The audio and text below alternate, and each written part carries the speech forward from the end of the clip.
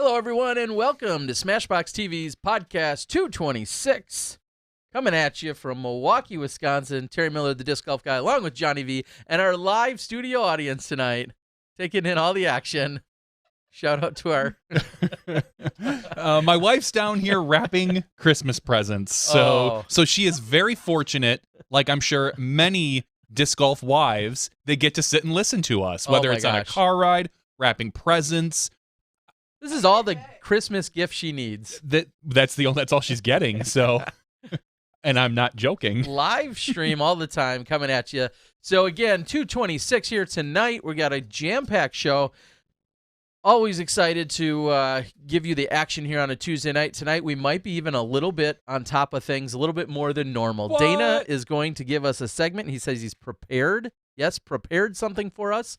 So we're excited to see what he has to say. Shortly after Dana is no longer with us, we'll then have longer with us. Do you plan on murdering Dana? Well, it's been a rough year. After we're bringing Dana's in house. After Dana's segment, we're gonna have Justin Menickelli, our PDGA board president. He's gonna be joining us tonight. Nothing like jumping right into that hot fireplace, along with all the discussion that's been taking place. I'll admit, I'm not even completely aware of all of the details. I know there was a big announcement about the rules changes. We'll talk to him about those, and it was just a good opportunity to catch up with him regardless.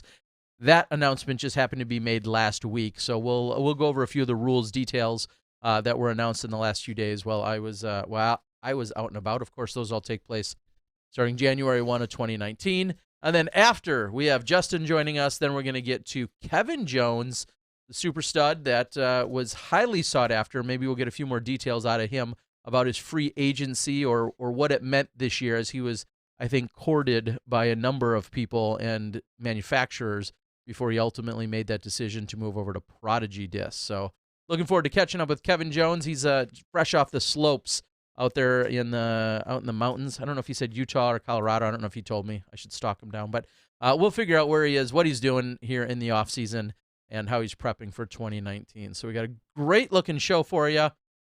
And it always starts, any good-looking show has to start with Dynamite. What do you got for us, buddy?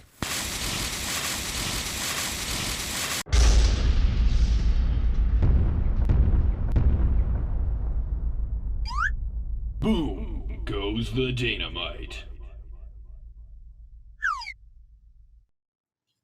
Dana, happy you're still with us. Yes, Dana. We haven't gotten rid of you yet. I'm here, but not all there. You know what? I'm here, but not all there, if you know what I mean. It's good to see you guys. I feel like I got a lot of pressure on me. You guys went out and told everybody that I did some research and that I've got some plans for what I'm going to talk about. Jeez. I mean, I'm nervous now. I could barely spit these words out. Well, I said you were prepared. I didn't say that it was good. I just said that you were prepared. That leaves a little bit of room is what it does for you, Dana. Which is good because we're usually neither. Yeah. Well, I feel like I've been setting the standards for myself so low lately that you guys kind of raised it a little bit there, and now I'm feeling the pressure. Good. You should be. People want more. People want that excitement, that enthusiasm, that Tuesday night jive coming to us from Dynamite's fireplace or wherever it might be. So, what do you got for us tonight, Dana? Well, first, I got Ashley on the floor putting together some sort of dollhouse. So she's working on the Christmas stuff. Shout out to Johnny V's wife.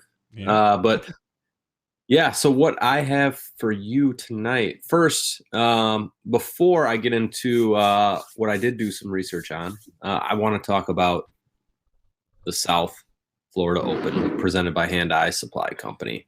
Terry, you were down there. You got to witness some of the hot action. And when I say hot, that's in all caps, HOT, because that's what was going on in the MPO division. Some hot play from, you guessed it, Chris Dickerson and Calvin Heimberg. They battled it out the weekend before, where Chris Dickerson was able to take the win. I had said earlier about a month ago that I didn't think Calvin would lose the rest of the year, but Chris came in and proved me wrong. But this weekend, getting back on track was Calvin, and it was not easy. But before I get into those details, third place, 18 throws off of second place, 19 throws off of the win. So this was a straight up 2-horse race between Calvin Heimberg and Chris Dickerson. And this was a 4-round event, and it began with Calvin Heimberg popping off a little 10:54.51 to Chris Dickerson's 52. And round 2, Dickerson was able to best Calvin by 2. So he had the lead going into round 3 and day 2. And Calvin, that's when he got hot. He went for a 43, 1084 rated to Chris's 45, which was 1063. So really not too bad. So he took the lead back by 1, and then during the final round was able to push with Chris. They both shot 52s, and Calvin was able to get the win and a $1,090 payday. Yeah, this was a heavyweight battle. There was no limping this one in by either player. Those two really went at it every round. It was, that's got to be did you get all that on camera, Terry? Oh, I got it. I did not get the first round of the MPO side. That took place on Friday afternoon. Instead, I focused on the entire women's division, which was all self-contained on a single card on Friday afternoon. So I was able to get the 5-some of women that were battling it out, and that is a story in itself, of course, on the FPO side, and we'll get to that in a moment as well. But I did get rounds 2, 3, and 4, and I am happy to announce that rounds 2, 3, and 4, because of the single camera action that they were and some consistencies in the players, they're essentially edited together, which all happened just in the last couple of days. So I'm super excited about that. As always, Dana, do you know where the hang-up comes? Yep, you're trying to wrangle up so-and-so for commentary, but they've got this and that and the other thing, and they can do it one day, but maybe the other guest commentator can do it another day. Well, I haven't run into any roadblocks yet, but I did reach out to Kobe Geis. He so graciously helped with some Monster on the Mountain action. He's from Florida. He was obviously there. He was partaking himself. Those are his good friends, and I know he's got a great mic setup. So Kobe and I had a quick conversation today, and he said he thinks we should be able to knock it out by the end of the week. So it's exciting to have that put together and continue to get that all wrapped up, so I can continue to focus on the half dozen other items to edit together. But yes, I did get the action to answer the question out there. Rounds 2, 3, and 4. And I'm going to interject quickly on that. Because of how effortless they make it look, because they are so good, you don't realize that Kelvin's shooting a 15 or 16 under in that second round. You don't realize that they're so far ahead of everyone else. I mean, they're going back stroke for stroke, but they just make it look so easy. And it was an incredible battle. And I know I posted after the third round saying, "Oh, what can happen, as things shake out?" And I tagged a few of the players. And it wasn't until Kobe responded via Instagram and said, "Yeah, I'm like 19 off the lead. I don't think that I'm making any runs," or something like that. So it was known. It was an all but foregone conclusion in terms of this was going to be a 2-horse race and who was going to come out on top. Yeah, and from there it was 3-4 players kind of vying for that, the next few spots, 3, 4, 5 slots, and ended up being Cole Wareheim. He was able to hang on to third place with some really solid golf. He capped the weekend off with the hot round, round 4, that is, with a 10:48.50. Benjamin Stemmen, not sure if I pronounced that right, but he's from Sarasota, 999 rated player. I'm kind of excited to see him play. He's got a pretty high PDGA number. I don't think I can count that high, but 100815. Yeah. Only Is 2. he young? Go ahead and click on it. Yeah, he's a younger gentleman. He's talking about working a little bit with his next year, working with his father, doing some more manual stuff, labor stuff in terms of laying some floors and whatnot, which I can't imagine is good on your back, and that's good hardy work. But he said it might free him up to play a little bit more. And you can look at his actual PDGA number, 100,815, and then you slide over a few centimeters, because I'm hip to that. You slide over a few centimeters, and there's his 999 rating. And you already touched on one of my bullet points for tonight, though. He is he's got game. Do you think he's the highest rated player over 100,000 PDGA? I'm sure somebody could run a quick query to find that out, but he might be. I mean, he's 1,001. He the update today bumped there you him go. Up. And you can only imagine after his strong play this last weekend, he might see another little bump here whenever the next rating. Yeah, he averaged just under 1,000. It looks maybe like right around roughly right around 1,000, give or take a few points. Yeah. So he shout out, absolutely nice gentleman, kind, quiet, respectful, but serious game. And this is a freebie to some manufacturer. I think I saw him throwing a mixed bag. I saw a little bit of everything that he threw throughout the weekend. This is a freebie for you guys out there. Look into Ben there. He's got game. He'd be a solid pickup for just about any team. Ben did not slip me any extra Patreon money to say that. That's one of my favorite parts of traveling is I get to see the studs, the up-and-comers, the men and the women that maybe we don't see out there on the bigger events every single weekend. Ben or Benjamin absolutely has game, and I think he's got some big things in store if he keeps it up. Solid player, Dana. Right on. Well, I'm looking forward to catching that footage whenever you end up getting it out.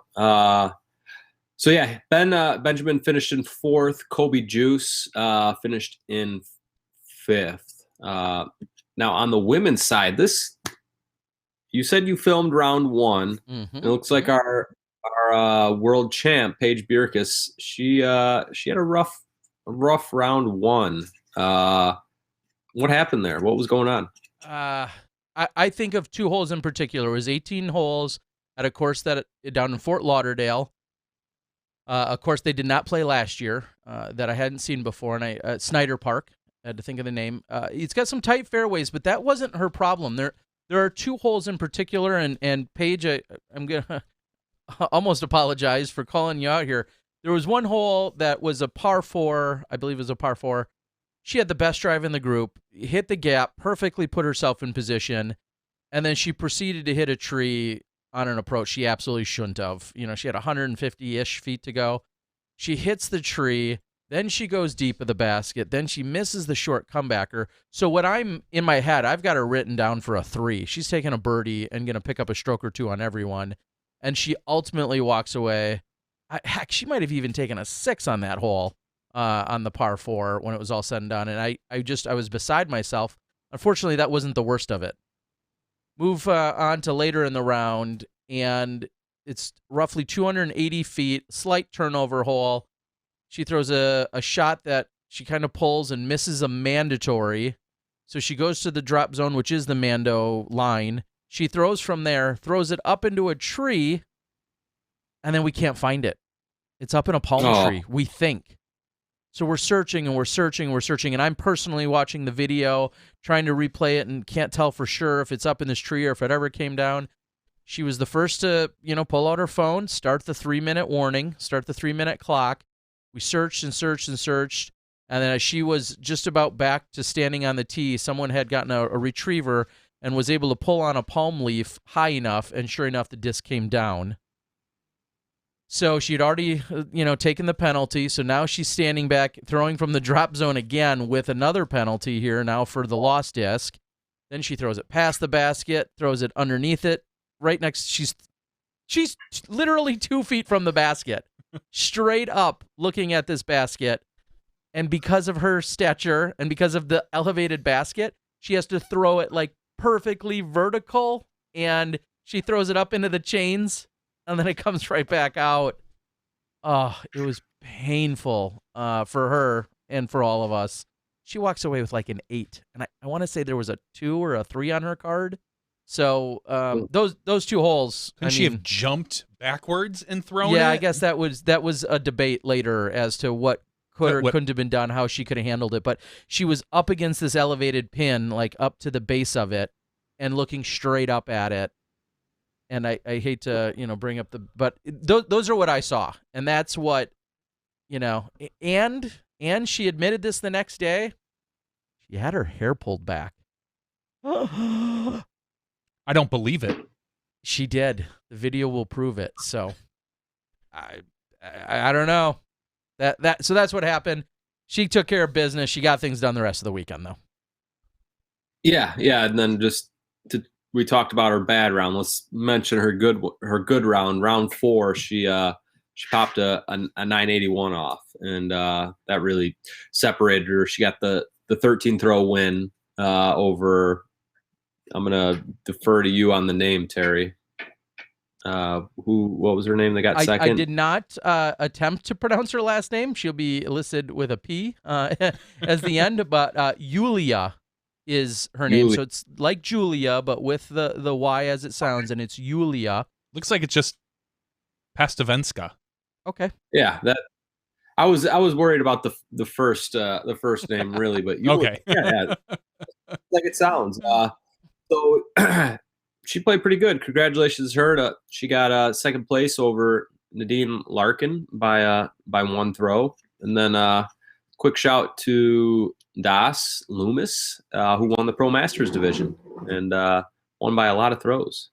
So looked like you had some pretty good weather, and I'm looking forward to that coverage whenever you and Kobe Juice get together.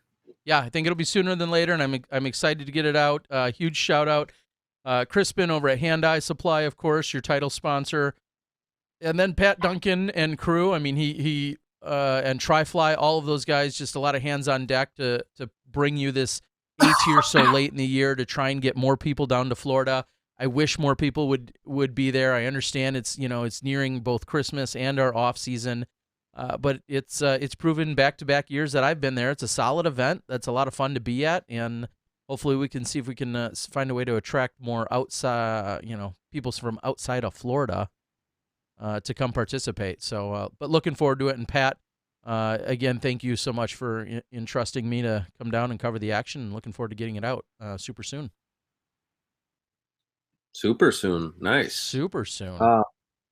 So there weren't any other events that I really wanted to talk about, but I do want to talk about what I think are some of the best performances of the year. And I was wondering if you guys could help me narrow down the top FPO performance and the top MPO performance. Are you talking more single round? Are you talking tournament, or literally like best players of the year?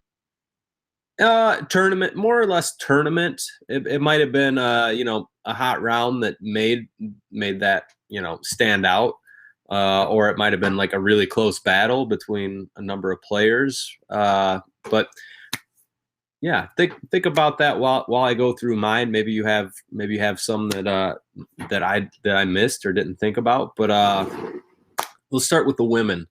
On the women's side, Paige Pierce. I couldn't really narrow it down, but February 1st to June 3rd, 9 wins. She just completely dominated the FPO division. So basically the whole first half of the season was Paige Pierce. I couldn't narrow it down to one event. She was shooting some really good disc golf. But it was 9 wins in a row until she was unseated by Sarah Holcomb at the San Francisco Open. Holcomb had an ace there. Was that ace on? I can't remember. Was that on SportsCenter? Nonetheless, it was a great performance by Sarah to finally take Paige out, and she did it with an ace and shooting some pretty good disc golf. So I would put that up there with one of the FPO top performances of 2018. Then there was the Skifletta Open. there was a huge playoff for first place. And again, we're still in the FPO. It was Kristen Tatar, Katrina, and Paige Pierce, along with Evelina Salonen. Evelina eventually won that playoff. So pretty huge win for her over a number of great players in a playoff. Pretty wild stuff. And then my last two on the women's side that jumped out at me, obviously Paige Pierce at Worlds. What a performance. It included her highest rated round ever. And then also just holding off Paige Pierce and the pressure and everything. Pretty amazing stuff. And then finally, I'm going to mention Holcomb again. Really, Holcomb owned for the most part the second half of the season, and she capped that off with a win at the Pro Tour Finals. And I would put that up there with a top performance of 2018. So with that said, do any of those jump out at you, or is there one that I missed? Is there an FPO player or event that needs mentioning? Some people on the board were talking about Pierce at Worlds, just maybe her consistency, how well she played every round. There wasn't really much of a hiccup for her, other than I think it was the third round, the first couple holes where she kind of got herself into a little bit of trouble. Mm-hmm. I think it was the third round. Maybe it was the fourth round, actually.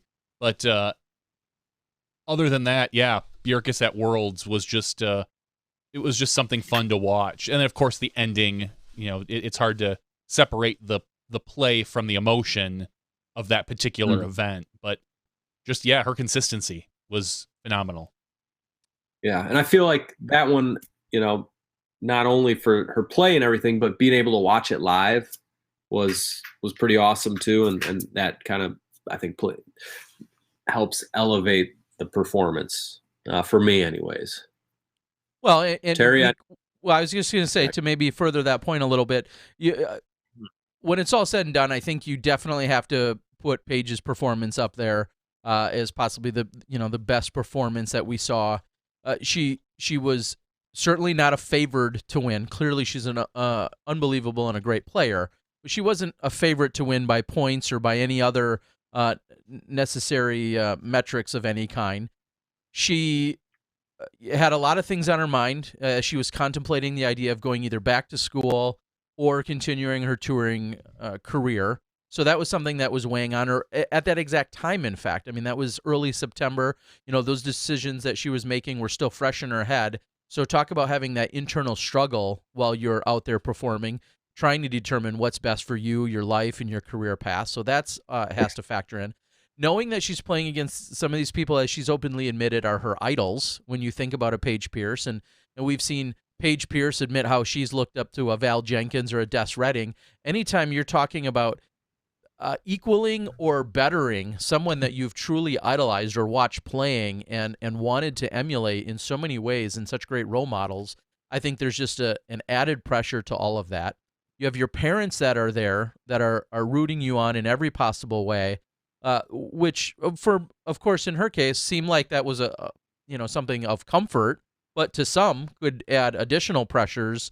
Whether you would think that or not. But she's performing in front of her parents and all of her sponsors. Just when you put it all together, yeah, I think you have to. When you talk about a performance of the year, there's no way that you can't suggest that she's that front runner. And to take down her first world championship, obviously still very young. It's incredible. So I would give that the nod, but I do also want to real quickly jump over to another example that you gave in Sarah Holcomb's performance. And what I think stands out for me is when Holcomb won at San Francisco, that was kind of, I don't want to say it cracked Paige, but there was some code or formula or whatever you want to call it. It proved that Paige was beatable this year. And that's something that we hadn't seen. So on a course like that, nonetheless. Yeah, exactly. On one that's relatively long, that certainly, you would always say will play in a Paige or a Katrina or a Jen Allen's favor. A relatively long course that Paige just couldn't get past Sarah. Sarah kept doing all the right things. And so even though the performance of Sarah's may not have been out of this world, although she had the ace and she performed very well and obviously deserved every bit of the win, the question is, was that a catalyst or a turning point to something bigger in the year for everyone? I mean, was that a small step for, maybe Sarah Hokum, but a larger step for the FPO division for this year? And I know that's really putting a lot of pressure and maybe giving a ton of credit to Paige, but up until that point, she had earned every single bit of it this year. She looked unstoppable. And even Sarah Hokum kind of bit back at one time or another in some interviews when you say, what's going on in FPO? Can anyone beat Paige? And Hokum's like, yeah, she can be beat. It needs, and Sarah was the one that went out and did it for the first time this year. So to me, there's like an interesting story there about what that event really meant for all of the FPO division this year. But if you're looking for, we'll say, the actual performance of tournament performance, I still give that nod to Bjerkes for notching that world championship title. So long-winded answer, but it's funny because I got so involved in the FPO division so much more than normal this year, doing all of that editing and watching it on the Pro Tour and other events that I went and covered. And there's a lot of dynamics that go on there that we don't see as much of because the coverage isn't quite as extensive over there. But getting to know these women and getting to know the storylines that are unfolding as it's all happening, there's a lot more going on than I think most people realize. Yeah, and I don't want to write off either. I agree with you. Ultimately, I think Paige Bjerkes gets the nod for the performance of the year, but then don't want to forget about Paige Pierce, February 1st to June 3rd, 9 wins, like just completely dominate. Like we don't want to. We've gotten used to Paige winning so many events. It's we don't want to be numb to it, but just an incredible start to the season. And a lot of those events where she ultimately didn't win after June 3rd, she got second place. Where was it Kat that beat her in a playoff at Beaver State? That happened again, and then she, lost a few close ones here and there. But fun. It was a fun year for a minute. It was every week we're talking about Paige. When's she going to lose? And Sarah cracked that code. But man, what a start for Paige, and I'm excited for the FPO season to start here in 2019. But before we even think about that, let's talk about MPO and some of the top performances that came to mind for me in 2018. Obviously, we talked a lot about Paige Bjerkes winning Worlds, Barsby winning Worlds. Just an awesome, for all the pressure. He's been playing forever, and world title, and getting past Macbeth, even though they were on different cards. He did it. And again, watching it live was just incredible, emotional, roller coaster, so much fun. And watching that second card battle for the win as well. But Barsby has got to be in the conversation. Raincoat Rick out in Utah, he went 11:07 final round, just smashed everybody, smashed my course record. Conrad out at Maple Hill. His final round was 1099 rated. He had that pressure upshot on hole 18 for the win. That was pretty killer. And that was one throw win over Macbeth. Macbeth, his name comes up twice. It's, we have to mention the 18 under round at D-Glow. Ended up winning by 9. Just insane. One of the, clearly one of the best rounds ever. But I think Macbeth's USDGC stands out even more so than the 18 under, just because he started out so hot and then had to battle through that cold. Like if we're talking performance wise, like that had everything. It had the absolute dominating performance, and then it also had him overcoming this sickness and all these great players chasing him. A number of players trying to win a USDGC. So that on his two rounds or two performances that I'm mentioning, I give the nod to the USDGC. Then of course we have to mention Eagle. He had an unbelievable year, but his best event was the Kono Pitch Day Open. 1078, 1078, 1063, 1048. Just murdered that course. And he only won by 5 over Simon, who also killed it. And then finally, the last performance, one of the last here of the year, was Dickerson at the Pro Tour Finals. I wasn't sure if you were going to mention that one. That's the one I had in my head.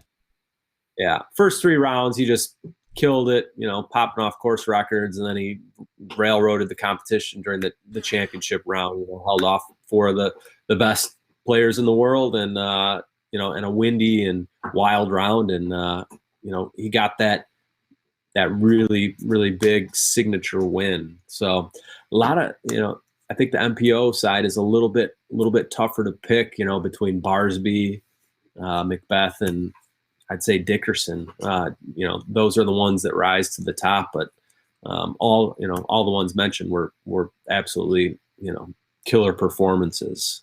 Before you guys mention or comment on those, was there anything that I missed that comes to mind? Any players or events that should be in the running? It was a letdown at the end, but just for the story, and I don't think this qualifies overall, AJ Risley's competition at Ledgestone comes to mind as far as a great moment of the year. It might not be, it's not a Macbeth 18, it's not Barsby at Worlds, but it's one of those, it was such a feel-good story of him just playing well, kind of coming out of nowhere to be on the lead card and playing well up until, the dreadful bridge hole. But I think that particularly comes to mind.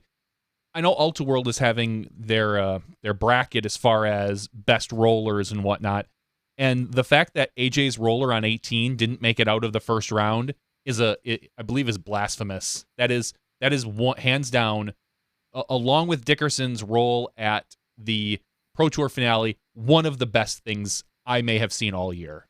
So just to put that out there in general. But yeah, AJ's tournament at Ledgestone, I think that can kind of get up there in the top. I'd say it's maybe a top 5 moment for me.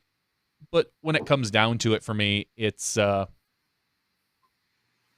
to be Macbeth's 18. Like, I think that was the turning point in his season. He from that point on, he was competitive, I believe, in every event after that.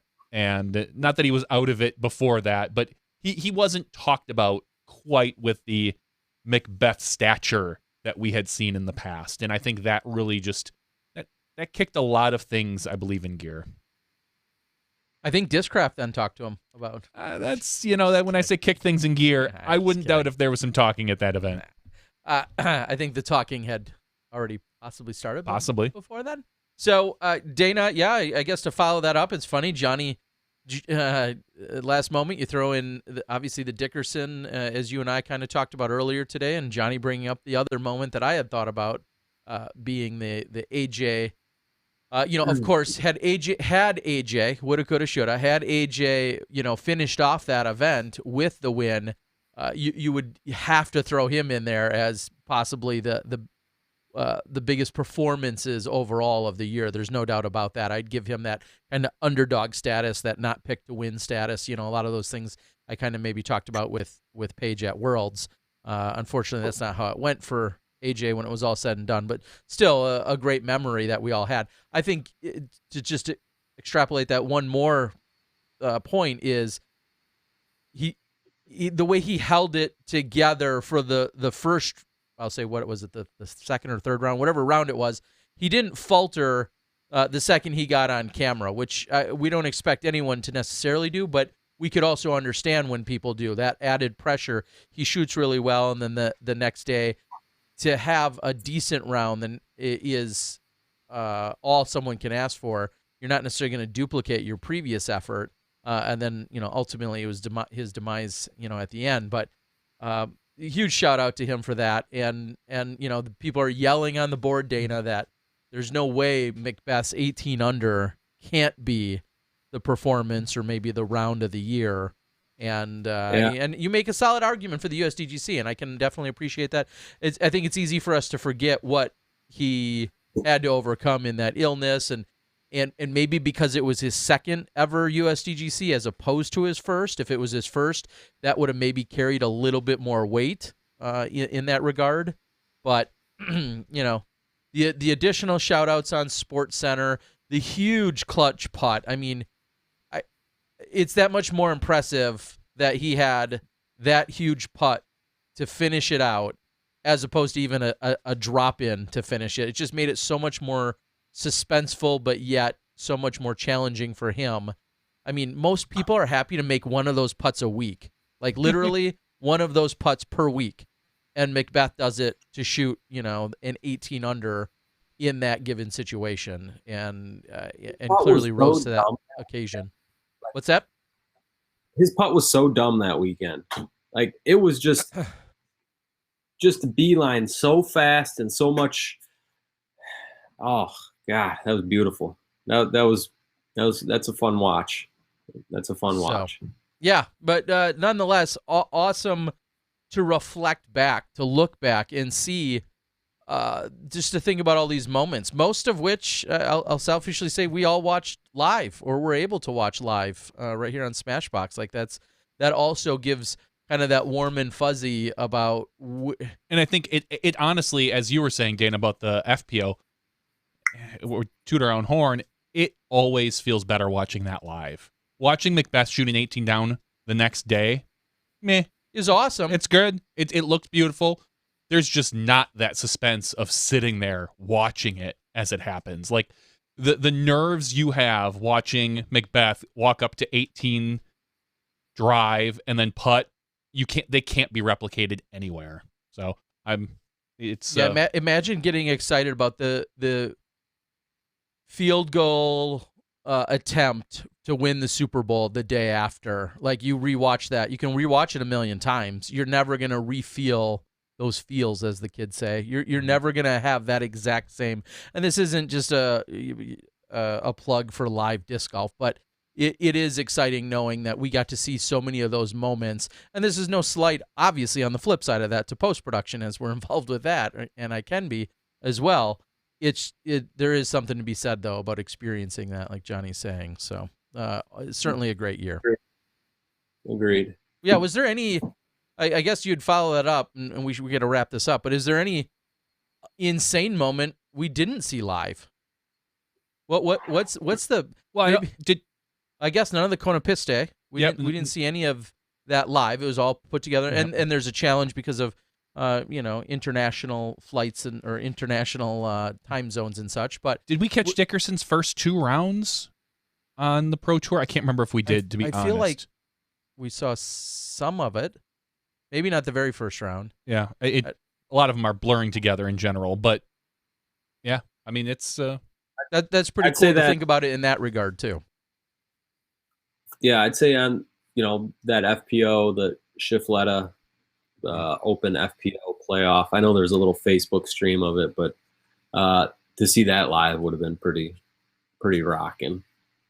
Or maybe we're all just biased and we feel like some of these moments are elevated in our own minds because we did see them live. Maybe there's other instances that were as great or better that just happened off camera, but they don't come to mind as quickly. I don't know, but it is definitely exciting to have it all. So. Mm-hmm. All righty, buddy. Is there anything else that before we get onto the hot topic of new PDGA rules and PDGA board information? Is there anything else you want to share with us before we let you go? Boy, I don't think I got too much. What are looking ahead to next week? What's our plans? Is this a week off or? I don't know. I think we might be live next Wednesday. I know next Tuesday is obviously Christmas, but I've got to work Wednesday, Thursday, Friday here in Milwaukee, and so me too. I'll be back in town. So maybe we'll do a little impromptu Wednesday night action and figure some stuff out. Yeah, we'll definitely keep everyone posted via our Smashbox Facebook page and a few of the other outlets. So yeah, that seems practical. That possibly next Wednesday night we'll still be here and give you some of the action. Okay. Keep you in the loop, buddy. That's about all I've got. Aside from a big hug, I'm giving it to Chris Dickerson. Too bad. 1046, 1062, 1063, 1030 to lose by a stick, but then I don't even know how many throws ahead of third place. So maybe next weekend, Chris. But Terry, Johnny, everyone else, it's good to see you. And I'm looking forward to both Justin and Kevin coming up. All right, Awesome. pal. Well, Happy thank holidays, you. Yeah, man. Merry Christmas and all that good stuff. Looking forward to talking to you over the next few days, and enjoy the downtime, the family time, and a little bit of relaxing and helping out, as I know you guys have your hands full over there at the house. Help Ashley build that dollhouse now. There's no relaxing. Okay. I better get to bed. He just got up at 5 a.m. today. Yeah, you better get to bed. All right, no relaxing for this guy, just bedtime. You're a team player, buddy. All right, have a good night, Dana. Good night. All right, Dynamite. So well-timed. There's no relaxing, he says, but he's got to get to bed. So thank you, Dana, for joining us and giving us some something to think about, as this last season was a great one, of course. And I know someone else that loves to take in the disc golf is our PDGA board president.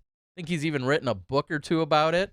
And as soon as we've got his video pop up on screen, I think we can welcome him to the show. Maybe he doesn't want his face seen because he knows it's going to be such a bloodbath. Hot topics here tonight, one way or another. All right, Justin Menickelli, our PDGA board president, joining us again here on Smashbox. How you doing tonight, buddy? I'm doing well. Can't complain. I'll apologize. You're on the East Coast. I know you said you'd normally like to be going to bed by now, but thanks for joining us and closing out our 2019. Any real quick, any moments? What moments jump out for you on the FPO and MPO sides?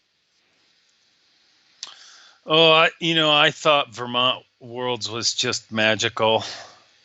Barsby kind of finally winning a big one was awesome to see, and his play in the woods was just amazing. I mean, he just threw those T-bird sidearms, and they just seemed to, snake through the woods. It's just they were just magical at times.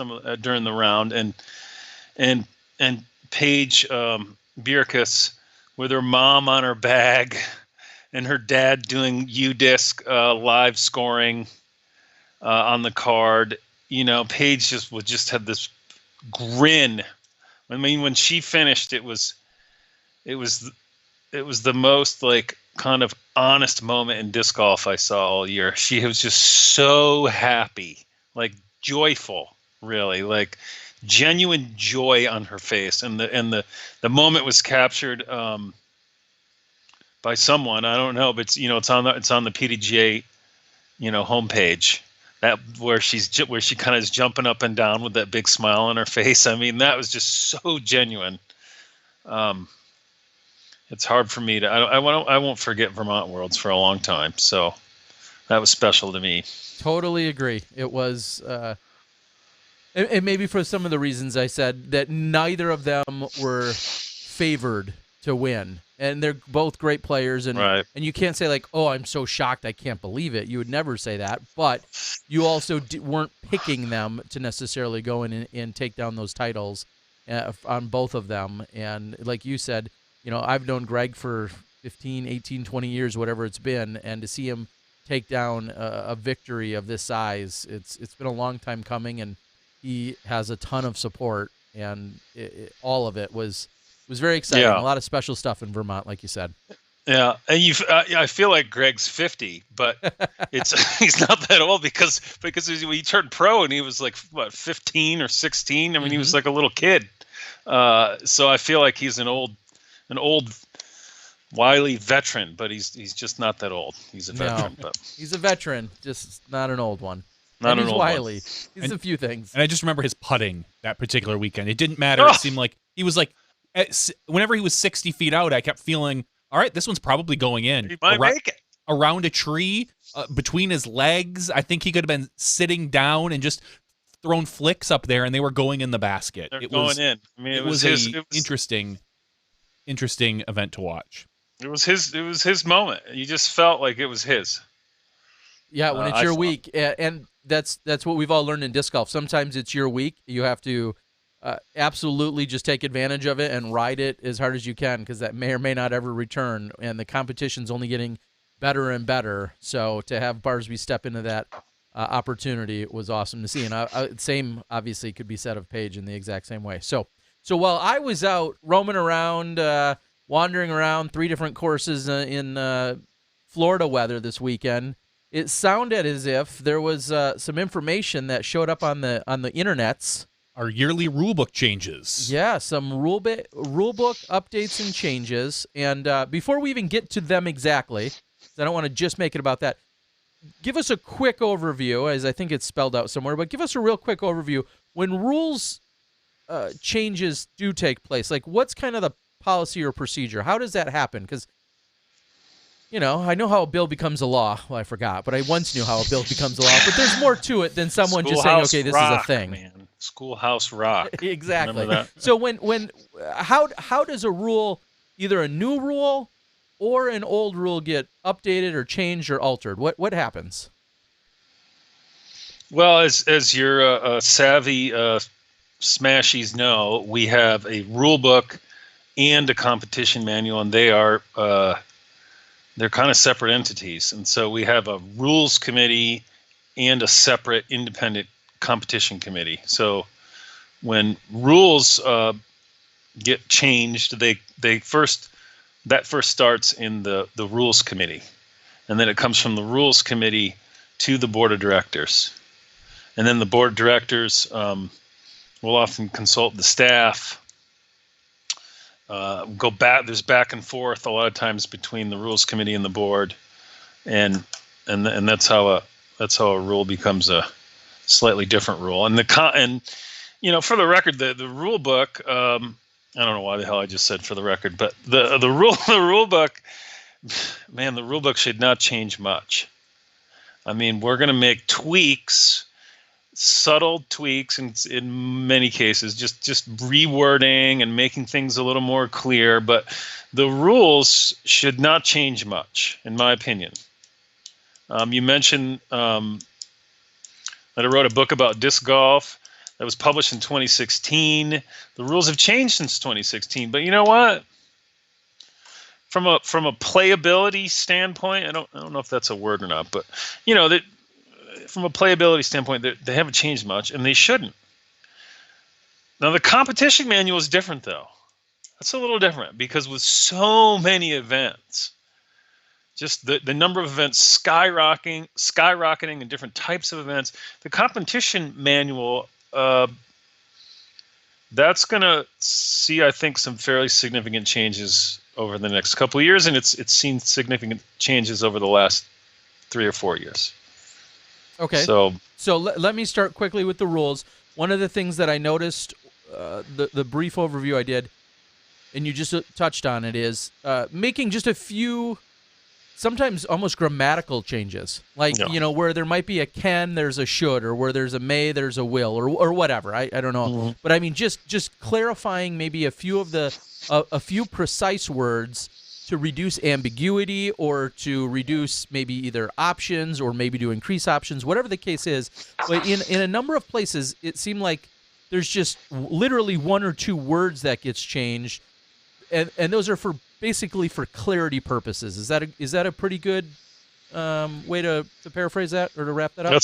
That's an excellent way to summarize that. Yeah. Summarize it. That's even a better word. There you go. So so that I can understand, and now I'll follow that by saying, I can understand exactly what you mean when you talk about a competition manual, which really complements or supplements the rules. I was going to say, for some of our users, can you define the difference between the rules and the competition manual? Because if I'm looking for something, my first instinct is I'm going to go to the rule book, but that might not be the case. Correct. Well, okay. The rule book applies whether you're playing a casual round or not. The rule book should be the basic rules of the game, like your lie, like how do I mark, should I mark this or how my stance, how can my stance be, or what constitutes holding out, or how do you keep score, or just the and I know I say the basics, although it's pretty thick, the rules of play, regardless of whether it's a casual round or a competitive round. There are on course kind of rules. The competition manual deals with competition and talks about the tiers, for example, and the player ratings as it relates to what division you should be playing in, and there are rules, rules in quotes that are part of the competition manual, but the competition manual really focuses on competition. Okay. If you're not a competitive player, if you don't play in tournaments, you don't need a competition manual. I mean, the competition manual is for players who play in tournaments, and really importantly for TDs, but the rules apply whether it's a casual round or not, Okay, I think that's a great distinction, and I'll follow that up by saying what I was going to say earlier is the competition, I see that is always evolving and adapting, because I think back to 10 years ago or even further, 20 years ago, we weren't concerned about what is the policy with online registration. What is the policy with registration, media, or the policy regarding registration refunds and sold out tournaments. And there's just things that, or payouts, yeah. Electronic payouts. That wasn't a concern of disc golf 20 years ago. And so now that there is this competition manual, those are some of the things that I see not only being added, but then also clarified as the competition manual continues to grow and evolve and adapt. So how you summarize that is perfect. If you're not necessarily concerned with competitive tournament play, the competition manual might be worth knowing or reading or looking at or referencing, but it's not as essential. You always have the rules of play, which is your backbone and your groundwork. That's what you really need to start with. Okay, so we'll get right into it. There's a few rulebook changes. Like we said, it sounds like a little just really grammar more than anything. Is there anything that jumped out at you in terms of those rulebook changes? No, and we have a lawyer on the board too. Let me add that, right? Is there a lawyer type on the board that's helping with some of these clarifications? A lawyer type? Well, someone in that. You mean a lawyer? Well, I just mean someone Sully's that a lawyer. concerns themselves with those details. Well, I think Sully's taken that on. I as the president, I asked or implored each board member to carve their own niche. Come up with their own set of goals maybe that they wanted to accomplish, or kind of like their own, based on their expertise, their own niche, their own thing. And so Sully's thing, I think, is going to be really taking a long hard look at the wording of the rulebook and competition manual. And yes, Sully has a JD from the University of Virginia, so he looks at words and stuff. And for a couple people on our board, someone's asking, do we get a new manual with PDGA renewal? And I don't believe you do a hard copy anymore, but you do get a UDisc subscription this year, which has a link online to the manual. So if you need one, it's right there. I believe you can. I'm going to go on a limb and say you can still purchase a hard copy from the PDGA if you do want a paperback version, so to speak. Or come 2019 on the website, you can also always download one for free. There's always a PDF straight you can from download. pdga.com/rules.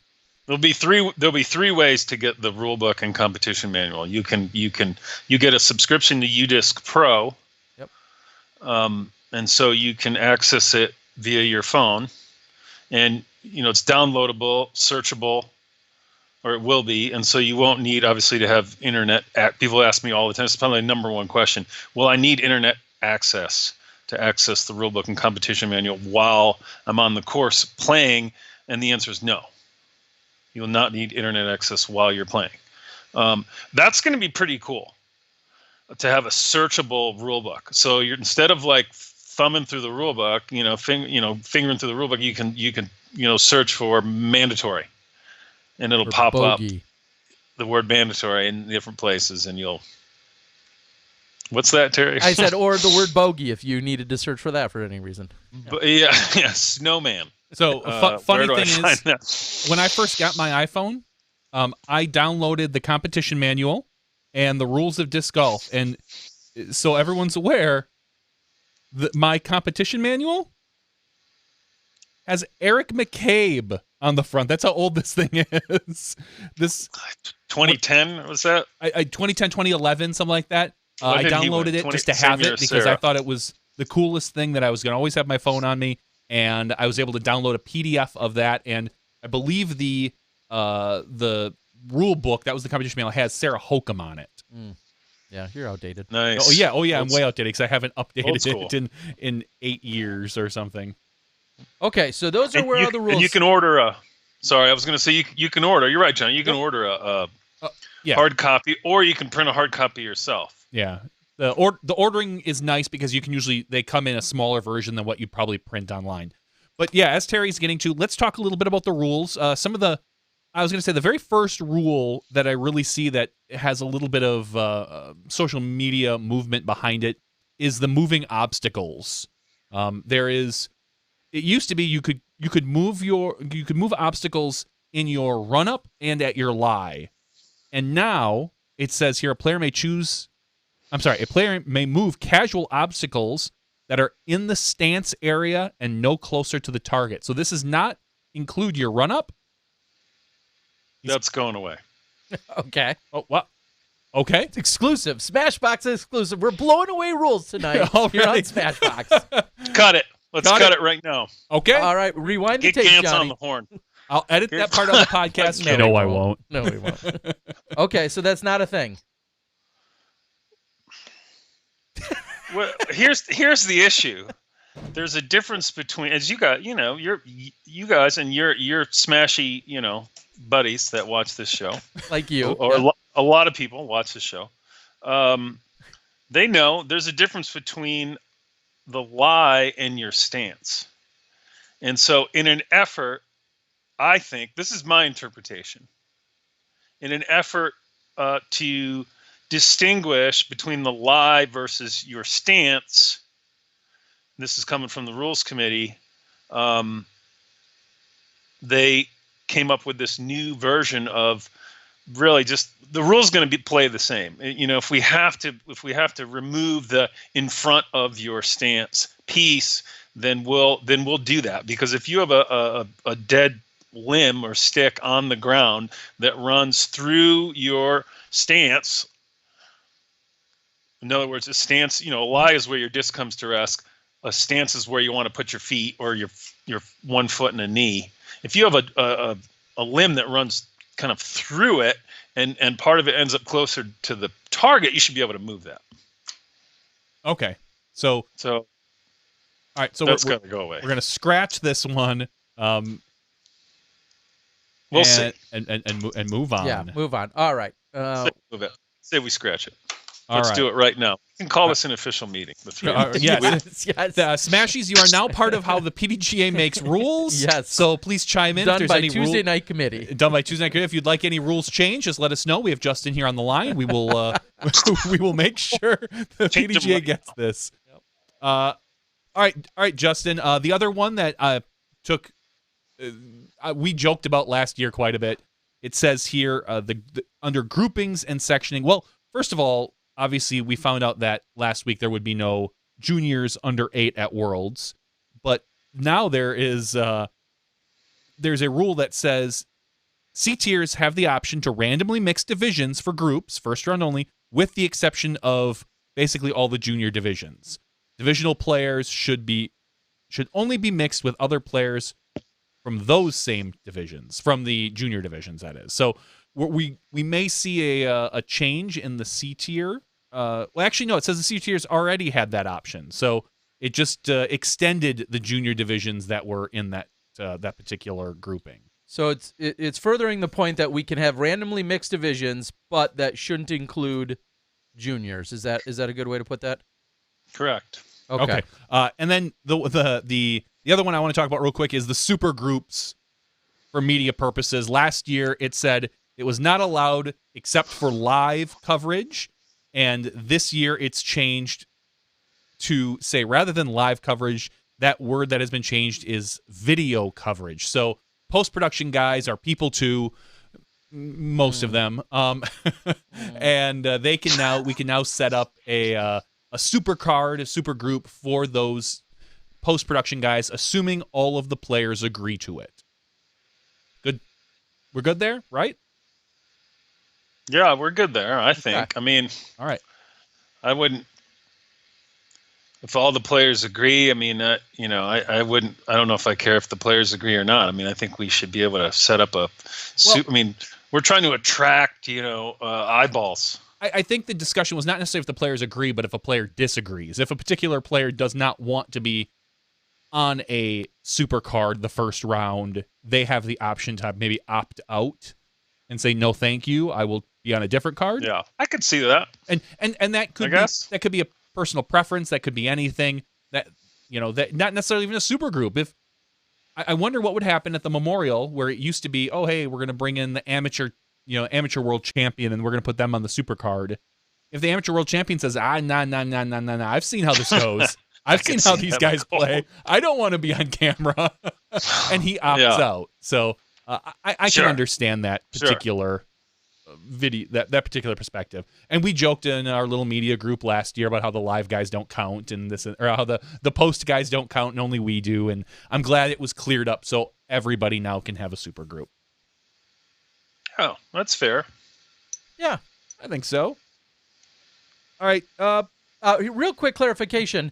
Last week we spoke of, or in the recent weeks we spoke of, the junior divisions being, so to speak, eliminated, just reducing a few of them from the junior worlds next year, 8 and under, 6 and under, whatever the case were. Is there anything that would prevent a 6-year-old that qualified for worlds to then go play in the under 12 division? Yeah, because there's a minimum too. Okay, so there's a minimum age? Yeah. Okay. Well, then that maybe answers that. That's what I wanted to clarify is, could a 6-year-old... No, there's a minimum, and I forget what it is. Sure. I think it's 8. Okay. Yeah. They're just too little. Yeah, they're just, so the kids are just insight. too little.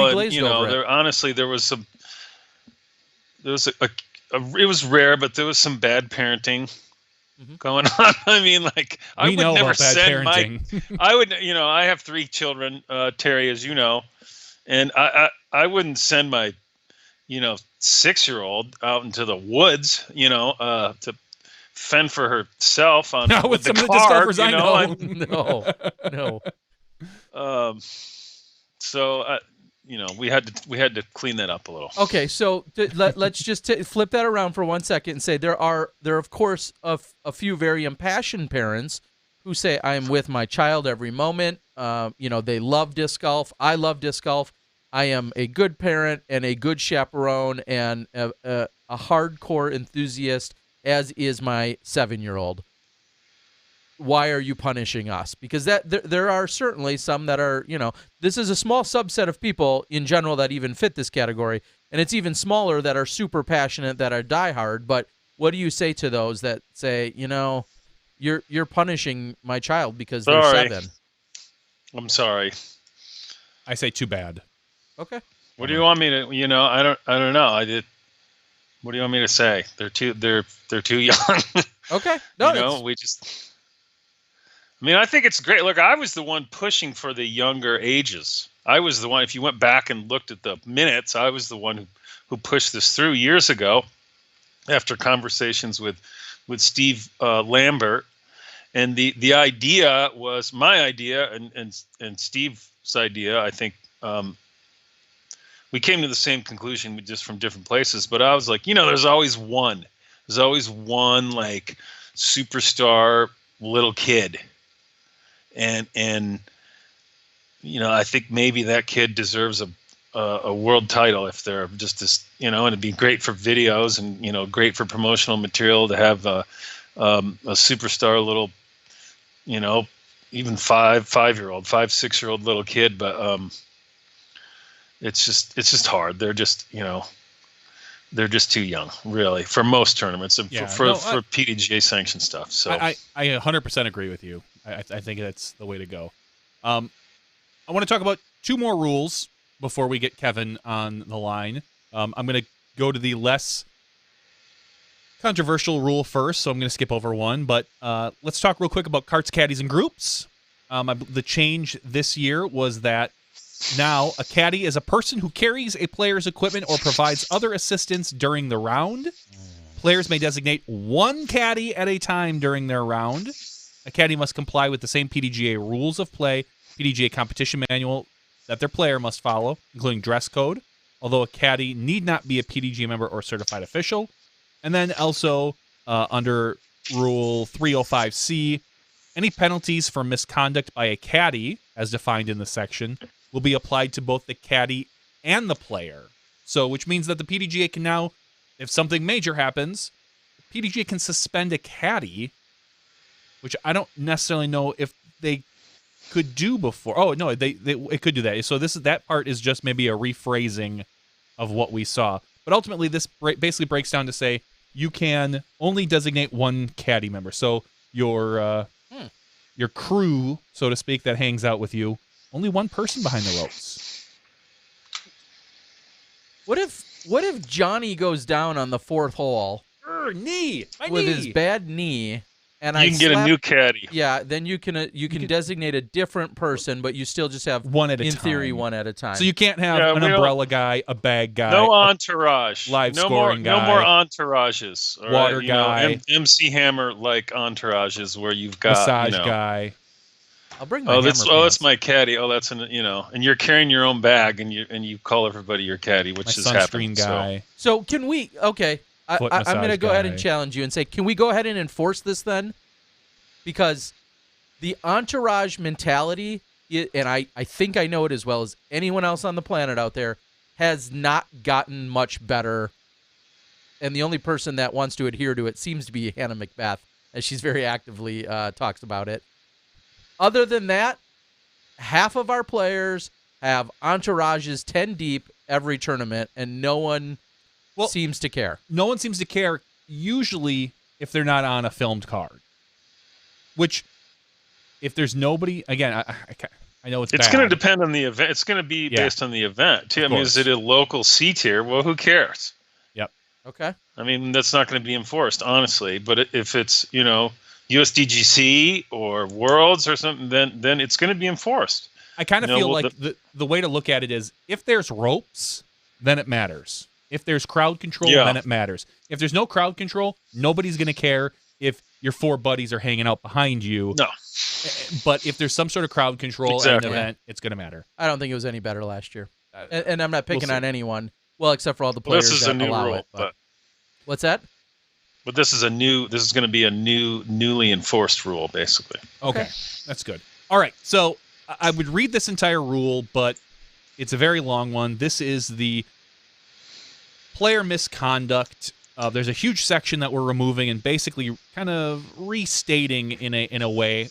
Justin, rather than me read this all off, would you like to give your, I don't want to say your interpretation because it's really what the rule is. Can you discuss, let's talk about this rule and where social media is going off the rails?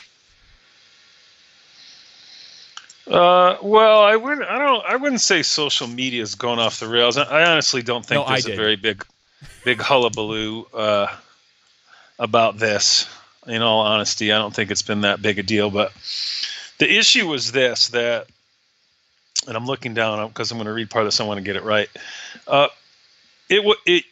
As last year, it was an automatic disqualification if a player or their caddy was using alcohol. As we saw with Val Jenkins-Doss. But not if a player was using drugs or cheating or being physically violent. or their caddy was doing those things. And so, boy, that didn't make any sense at all. Mm-hmm. Like you could, in other words, if your caddy is in possession of alcohol, it's a DQ. If you're, doing bong hits as you walk down, hole 18, it wasn't necessarily an automatic DQ. Terry didn't like the word bong hit, and strike that from the record. Terry didn't care. Or if you're physically violent, you punch somebody in the face, because you're mad you missed your putt. That was not an automatic DQ, excuse me. Or if you're the kids like to say pencil whipping, that was not an automatic DQ. It just didn't make any sense. And so the competition committee came to the board with basically these things that I call them the 4 no's. No cheating. I'm going to say this is I in apostrophe, by the way. Good. No cheating, no fighting, no drinking, and no smoking. What we don't want any we don't want any cheating, fighting, drinking, or smoking. Man, how am I supposed to have a good time? That's like 3 out of my 4 favorite things to do. And you pick any 3. I'm not going to tell you which 3 they are. You're not a cheat. 3 of them are my favorite. And people, I think, can agree there shouldn't be any cheating, fighting, drinking, or smoking. Largely agree. But as they say, the devil's in the details. Mm-hmm. Like, the cheating and fighting thing? Let's just put that to rest. Nobody likes people that cheat. Intentional cheating. And I can explain more about what I mean by intentional, but like changing the scorecard with your pencil, or claiming you got a 4 when you got a 5. Things like that, like and doing that over and over again, and nobody likes that. And you should be in my opinion, in the opinion of the competition committee, and the opinion of the rest of the board, you should be automatically disqualified for that. And physical violence on the disc golf course is utterly unacceptable. It's totally unacceptable, being physically violent with somebody else. There's no place on the disc golf course. It's got no place in our society. You should be gone. Automatic DQ. The gray area, the hullabaloo, as it was on social media, is about the drinking and smoking. Because, what about vaping? What about acid smokeless tobacco? What about dipping? Edibles. What about edibles? What if I'm playing in a C tier in Canada? Dude, you guys are a bunch of fascists. Well, yeah. You guys are a bunch of right-wingers. Like, I've never been called a right-winger in my life until this week. It's like, what?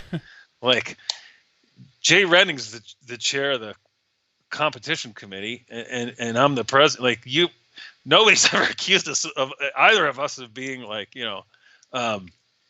socially conservative.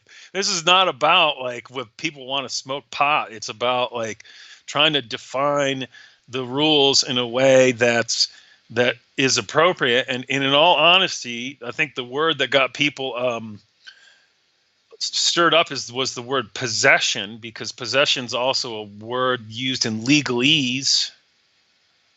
And so we're not going to walk this back, but we may make some tweaks. And the tweak that we might end up making, in fact, I'd put some money, we end up making a tweak like this, is change the word from possession to public display or use.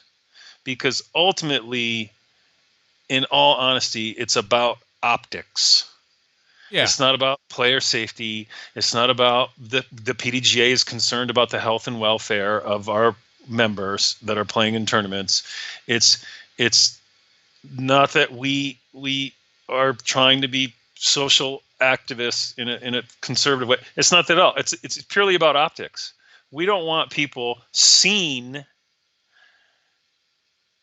drinking beer or drinking alcohol, smoking ideally anything, especially smoking something that is illegal at the federal level in the United States. I understand not in Canada, not in Uruguay either, but whatever.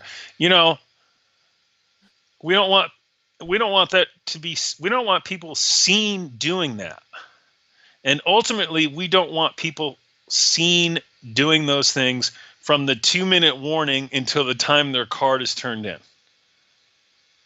Well, that's the PDGA.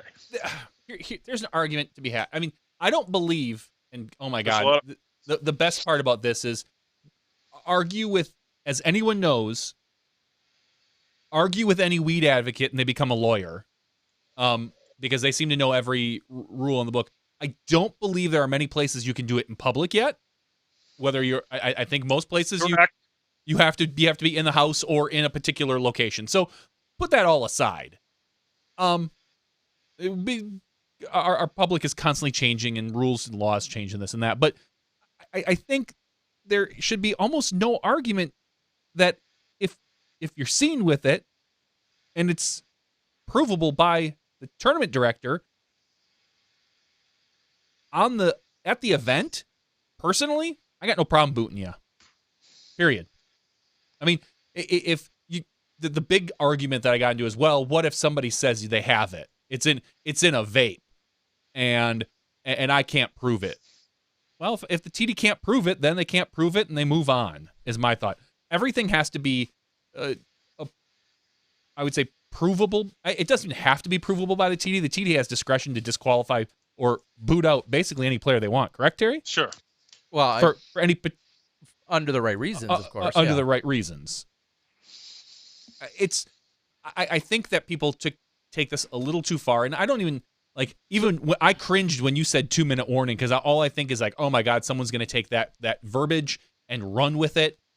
I just feel like what if I inhale right before the 2-minute warning and then I hold it and I let it out after the 2-minute warning? Then you're cool. It's like puttings. You can't putt after the 2-minute warning. Oh, if it's in the air, you're fine. If it's in the air, it's okay. So if you're like, 2 minutes and then then you're cool, okay. Right? Is that what we're doing now? People naturally want to take all these examples to the extreme, and then some people want to fight just for the sake of fighting and to try and poke holes in the situation. And I get it. Some people just want to be, coming at it from that very divisive devil's advocate perspective. There is probably a degree of just common sense that should be applied, but we all know that, well, it's not so common anymore, right? Correct. Okay. So where did we miss the mark that got people in an uproar? Is it just simply bringing this to light? Is that what got the reaction? Nothing's really. I mean, except for the issue with trying to firm up the caddies, that you are responsible for the behavior of your caddy, which makes total sense. If your caddy's being a schmuck, then it's up to you to get rid of them. Your caddy has to be adhering to these same rules. In other words, not drinking or smoking, basically. The competition committee was trying to clear up the caddy piece and trying to address the issue of, again, you're doing, methamphetamines on the course, and you get a warning. Your caddy has a sip of beer left, and you're gone. You punch someone in the face, you get a warning. They're trying to clean all that up. So really not much has changed. I honestly think it was the word possession that got everybody freaked out. Like, you're going to search my bag, dude? It's like, nobody's searching your bag. And as I've said to other people, if a tournament director disqualifies you for whatever reason and you have a beef with that, you can take that up with the PDGA. Ultimately, the TD reports to the PDGA. There's a whole committee. There's a whole committee. There's a whole process. deal with it. It's not like the TD can run free and do whatever they want. If you can get corroborating evidence with other people in the tournament, whatever, that's great. Just like the TD can disqualify you, and if other people in the card say back the TD, you're out of luck. There are checks and balances for virtually everything, and it's one of those things that I think was blown a little bit bigger out of proportion than we truly needed it to be. But it's I think Dixon said it best when he said something along the lines of, Oh yeah, it's been about 6 months since we had our last weed argument. I think we're good now. Yeah. So, just for the sake of discussion, because it clearly has gone there, not just on our board, but on plenty of the responses on social media. When we talk about the growing use of edibles, like, I don't want to say where's the stance on that, but how does something like that get discussed? Is it, oh, Jimmy, I tell the TD, oh, hey, Jimmy over there was eating weird gummy bears, like, where, like, how? There's no. We haven't even we discussed that on the board level for about 30 seconds at most. Like there's nothing we can do. What do you get? Correct. Okay, and I'm good with that. It's just. And I guess the reason why I bring it up is because naturally when one substance is brought up, no matter what it is, I feel like the immediate response is, well, let's compare it to other substances, and that's where usually the train of thought goes. And so that's why when I also see a lot of the response to this question about marijuana, someone then immediately says, well, what about so-and-so who's, taking Xanax on the course or whatever? They bring up prescription, non-prescription, and all of those other things. Again, right. That's not where this is even attempting to go. Is that what you'd like to clarify? Yeah, this is purely about optics. Mm-hmm. It's purely about optics, honestly. And then of course when I say that, people come. I know people are going to come and say, "Oh well, just keep it on the down low, dude." And it's like, well, okay, whatever. It's honestly, we don't want people being seen doing these things. Okay, you remember when Michael Phelps? Yes, the picture of him. At Subway? Hitting, I believe, hitting taking a bong hit of some sort. Taking a bong hit at a fraternity party at the University of South Carolina, right? USA Swimming they were not pissed off that Michael Phelps was doing bong hits at a party at the University of South Carolina. They were pissed off because there was a publicly available photograph sure. of him doing bong hits at a fraternity party in the University of South Carolina. And I'm sure somebody went to him and said, dude, what are you doing? Yeah. Like, you're young enough to know better. You're young enough to know what cell phones are, and you're a superstar, and all it takes is one picture, and then boom, it's all over the world. Like, you should have known better than to have your picture doing this. The sponsors probably said the same thing to him. It's like, honestly, it's about optics. Okay, well, that makes perfect sense. I'm sorry, what did you say? I was going to say, we've got a next guest coming up pretty soon. Yeah, sorry. So I guess. Yeah, and I want to hear from Kevin too. I'm psyched. Yeah, I just want to know if there's anything around this then, to put a bow on it, to put it to bed for now at least. What's your final take on that specific? Before I ask you your last question, is that this does not apply to leagues. The alcohol piece does not apply to leagues. So if you are playing in a sanctioned league, PDGA league, and the venue allows alcohol, and you are of legal drinking age, then you can consume alcohol. And that's no different than any other time, right? I mean, that's not new. That is not new, but that's something I want to emphasize to people. And if there's a gray area, if there's like, oh, geez, it's like, all right, you're playing in a tiny little C tier in Canada on a private course. You're telling me I can't smoke weed, and I just throw my hands in the air and go, you know what, dude, don't let anybody see it. That's where the extreme, if you're looking for an extreme score, an extreme example, it's like, honestly, playing in a small C tier in Canada. That's your exception. You'll find it in the competition manual. C tiers in Canada it's illegal. Well, I drew Justin. The Justin I rule. had a whole. Don't say that. That's what neat. That makes perfect sense. Well, on a slightly, I don't know what kind of drugs you need for this, but I'm supposed to ask the final question of the night is, who is the best looking board member? I'm not going to say what fellow person asked that. Look, Nate Heinold still owes me money. Okay. Heinel owes me money. Stork owes me money. Peter Chris owes me money. Isn't Elaine King on the board? Uh-huh. I'm going with Elaine King. That's the answer.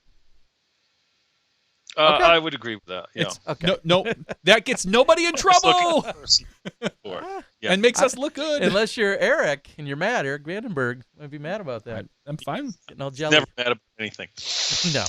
Well, because he's in Canada smoking on at C-tier. He's- All right. Well, on that note.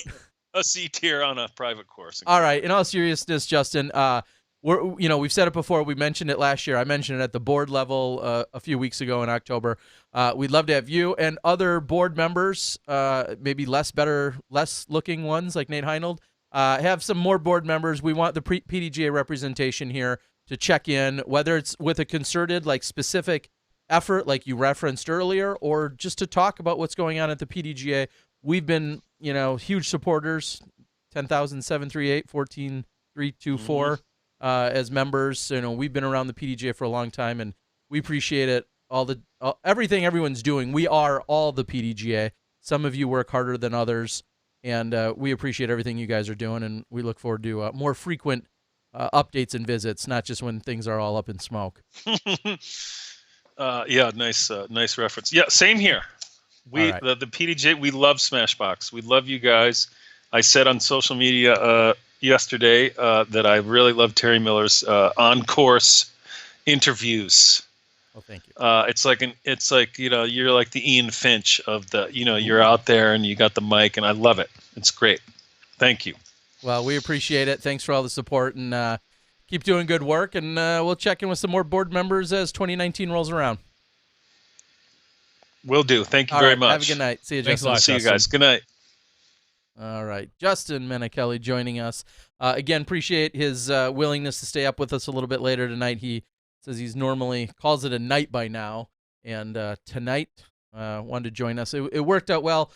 Justin being on the East Coast.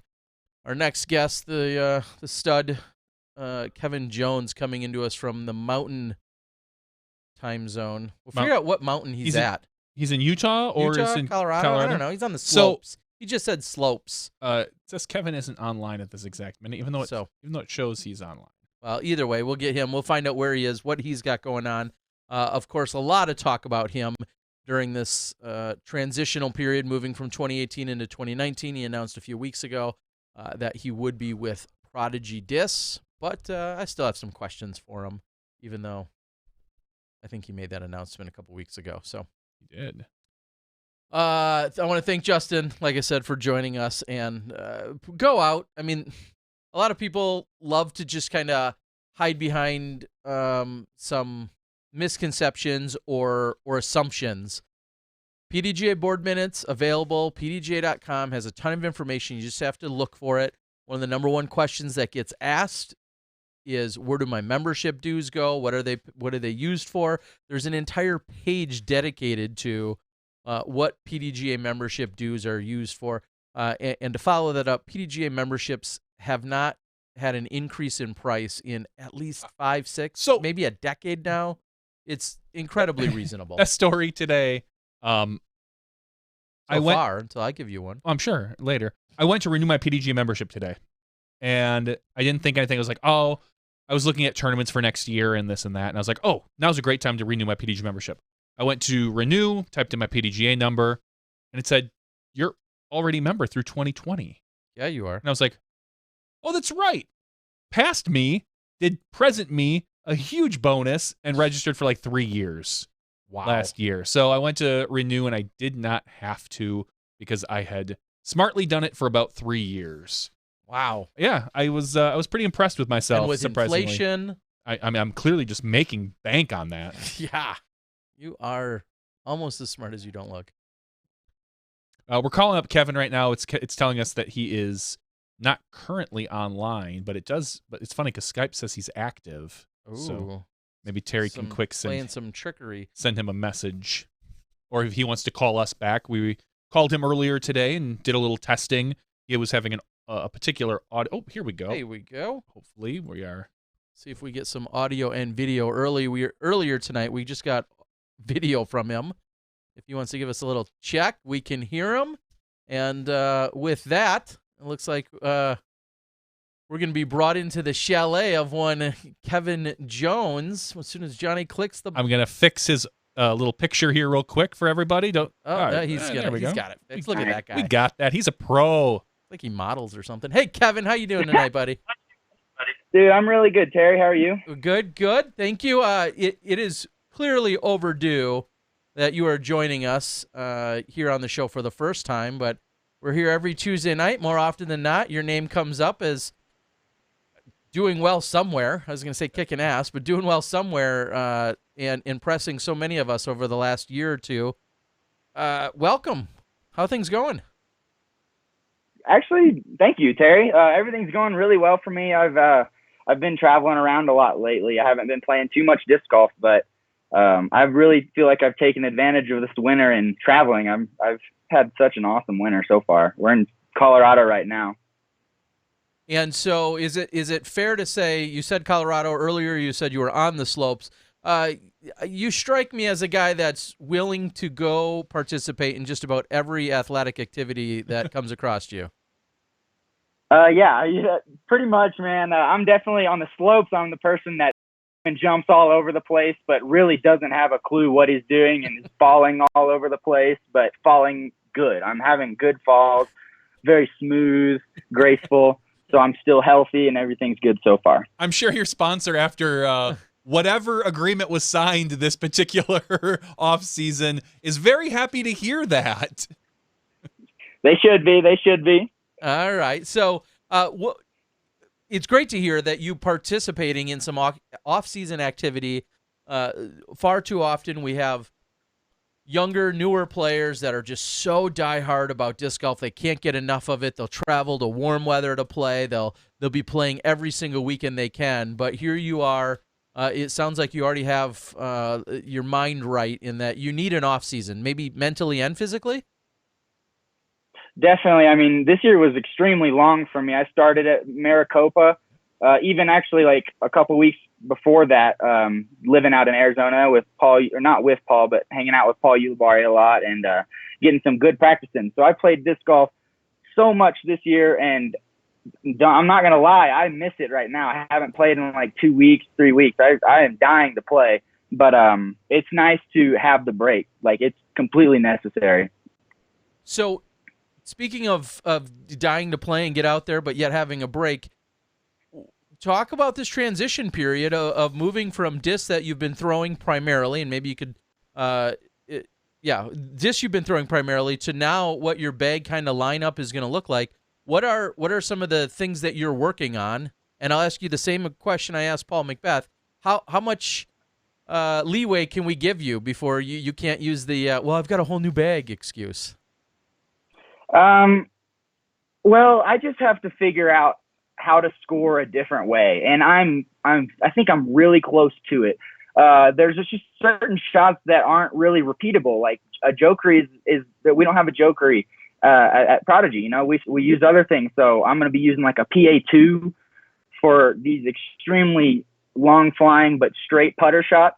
And the only difference is they're just not going to have the finish at the end, like maybe a skip at the end, like a jokery. So that's like a little example of it. Mm-hmm. But as far as the leeway into next year, I would say give me a round or two, because we just play so many tournaments that I don't know. If I don't show out the first tournament, it'll be the next one without a doubt. So that's the great thing about disc golf, is that we have the clean slate every weekend. That's a great way to look at it. Now, you talked about how much you've played this year. Do you see yourself as active next year? You know, are you looking to add events? Are you looking to subtract, or is there a sweet spot of a number of events you're hoping to play this year?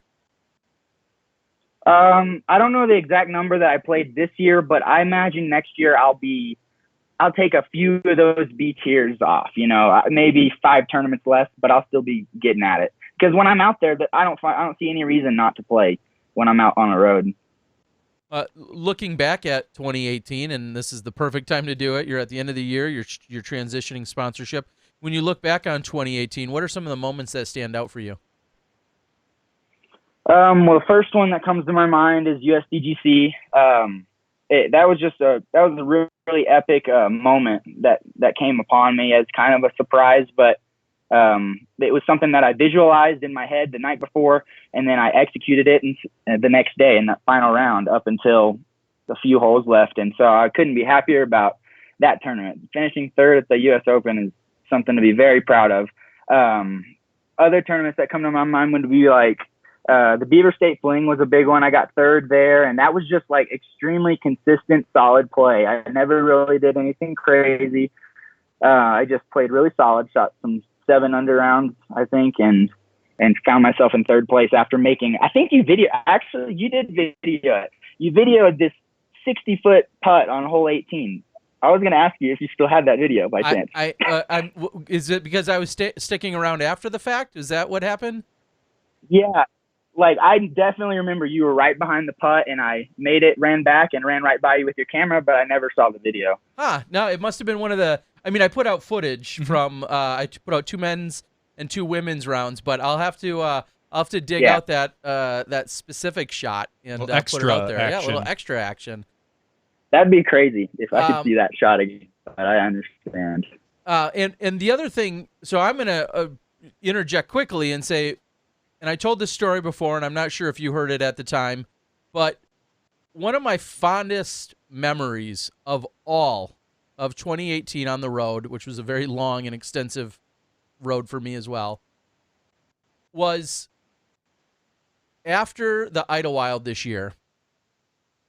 I was coming into the course, and I was driving through that long, windy driveway that you have at the Idlewild course, and you had just had, I'll say, an unfavorable round and experience out there. You had the lead, and then you ultimately didn't have the lead when the holes were done. The nice way to put it.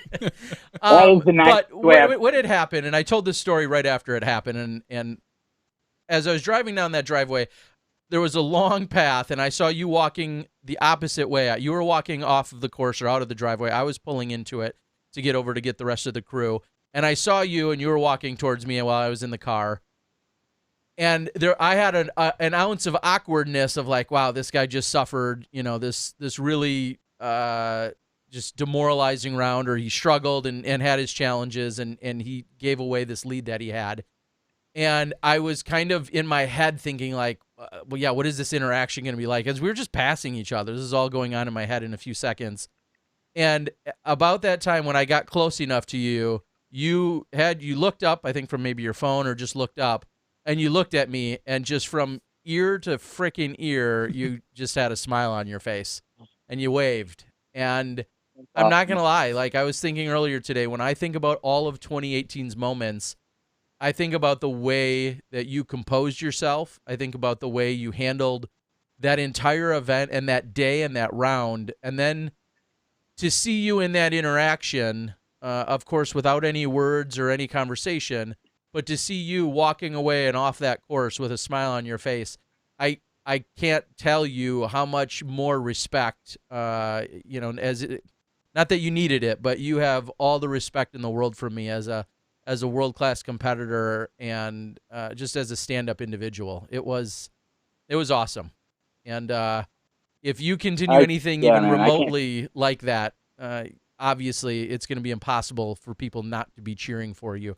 How do you keep that mentality? How do you keep that demeanor and that tone, throughout the rest of your career?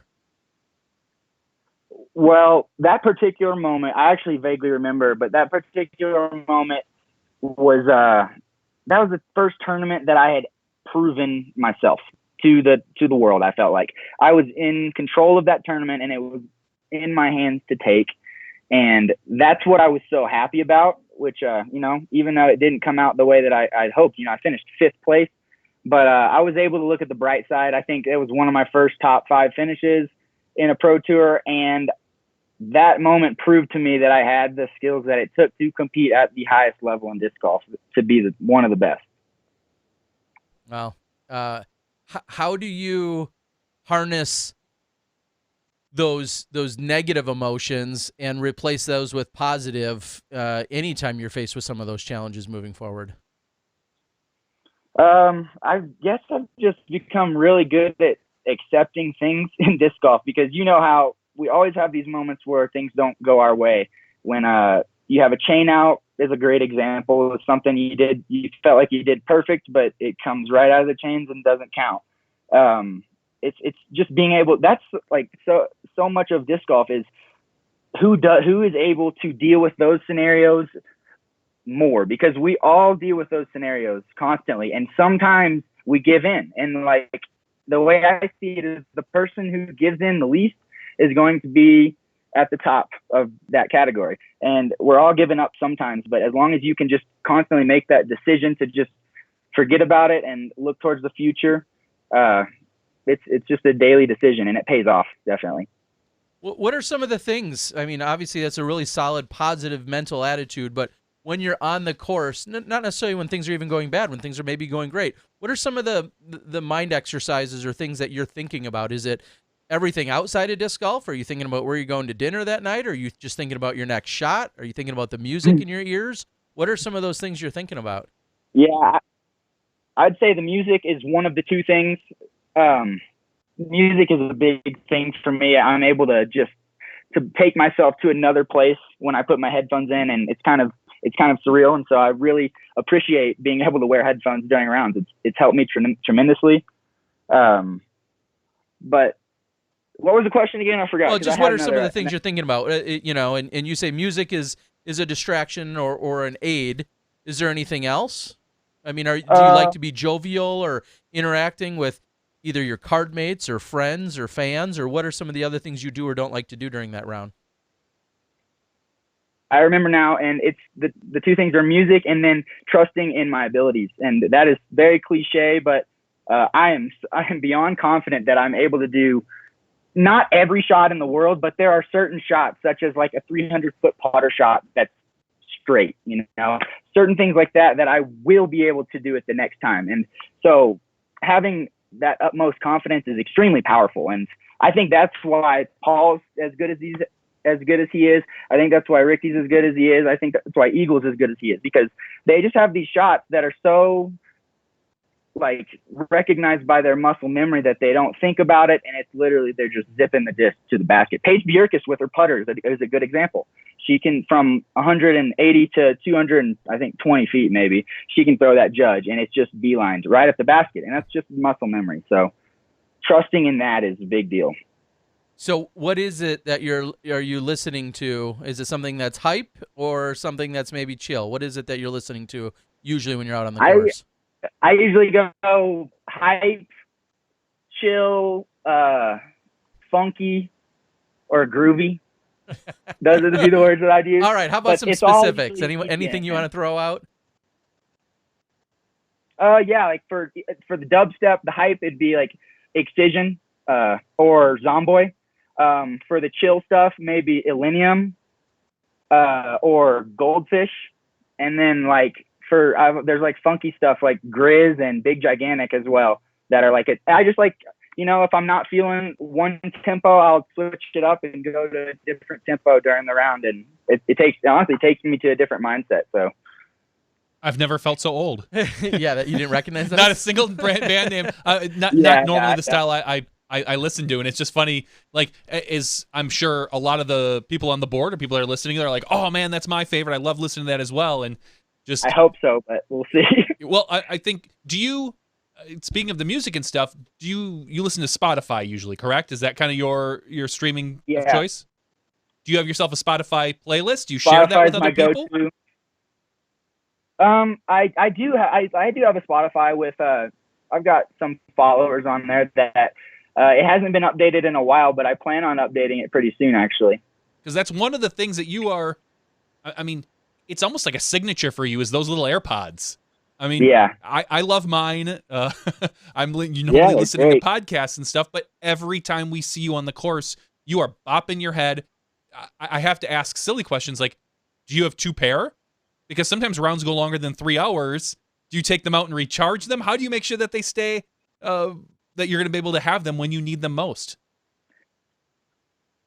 Well, I will say that this is my second pair. So I had a pair of Bose in-ears before these, and I'm not joking. On my first practice round at USDGC, hole 5, I ripped the drive, and out comes the right earbud, and it just trickles ever so slowly right into the water, right in front of me.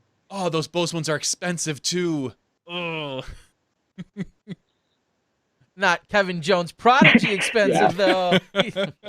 Okay, well, yeah, okay. Well, I guess that's a problem. I guess I never thought of having to lose. Yeah, you don't throw that hard. Well, in general, I throw that hard. It just doesn't go that far. Yeah, I can pull my arm out of socket, and I'm not getting anywhere near what Kevin is. Yeah, but having to think about losing with the power that you throw with, especially on a hole like that, like 5 and 18 would be really dangerous for your headphones. Yeah, especially those suction ones that don't, fit perfectly. So, obviously, you signed with Prodigy, and you don't need to. I'm not going to harp on all the details outside of them. But my first question is it fair to say you were highly sought after? You were pursued for at least a few months. Is that a fair way to put it? By probably a number of companies. Yeah. Yes, I think that's fair. What were some of the things you were looking for in a sponsor? Obviously you settled with Prodigy, or you selected. I don't want to say settled in a negative way, but you ultimately opted for Prodigy. What were some of the things that either Prodigy or any others talked about? What were some of the things that were most important to you in a sponsorship? Being comfortable on the road is something that's very important to me. Knowing where I'm going to rest my head every night, that's something that I can't stress enough. And, some people aren't necessarily like that. For example, James Conrad, he'll sleep anywhere, literally, and it doesn't matter. And he'll wake up and beat us all by 10.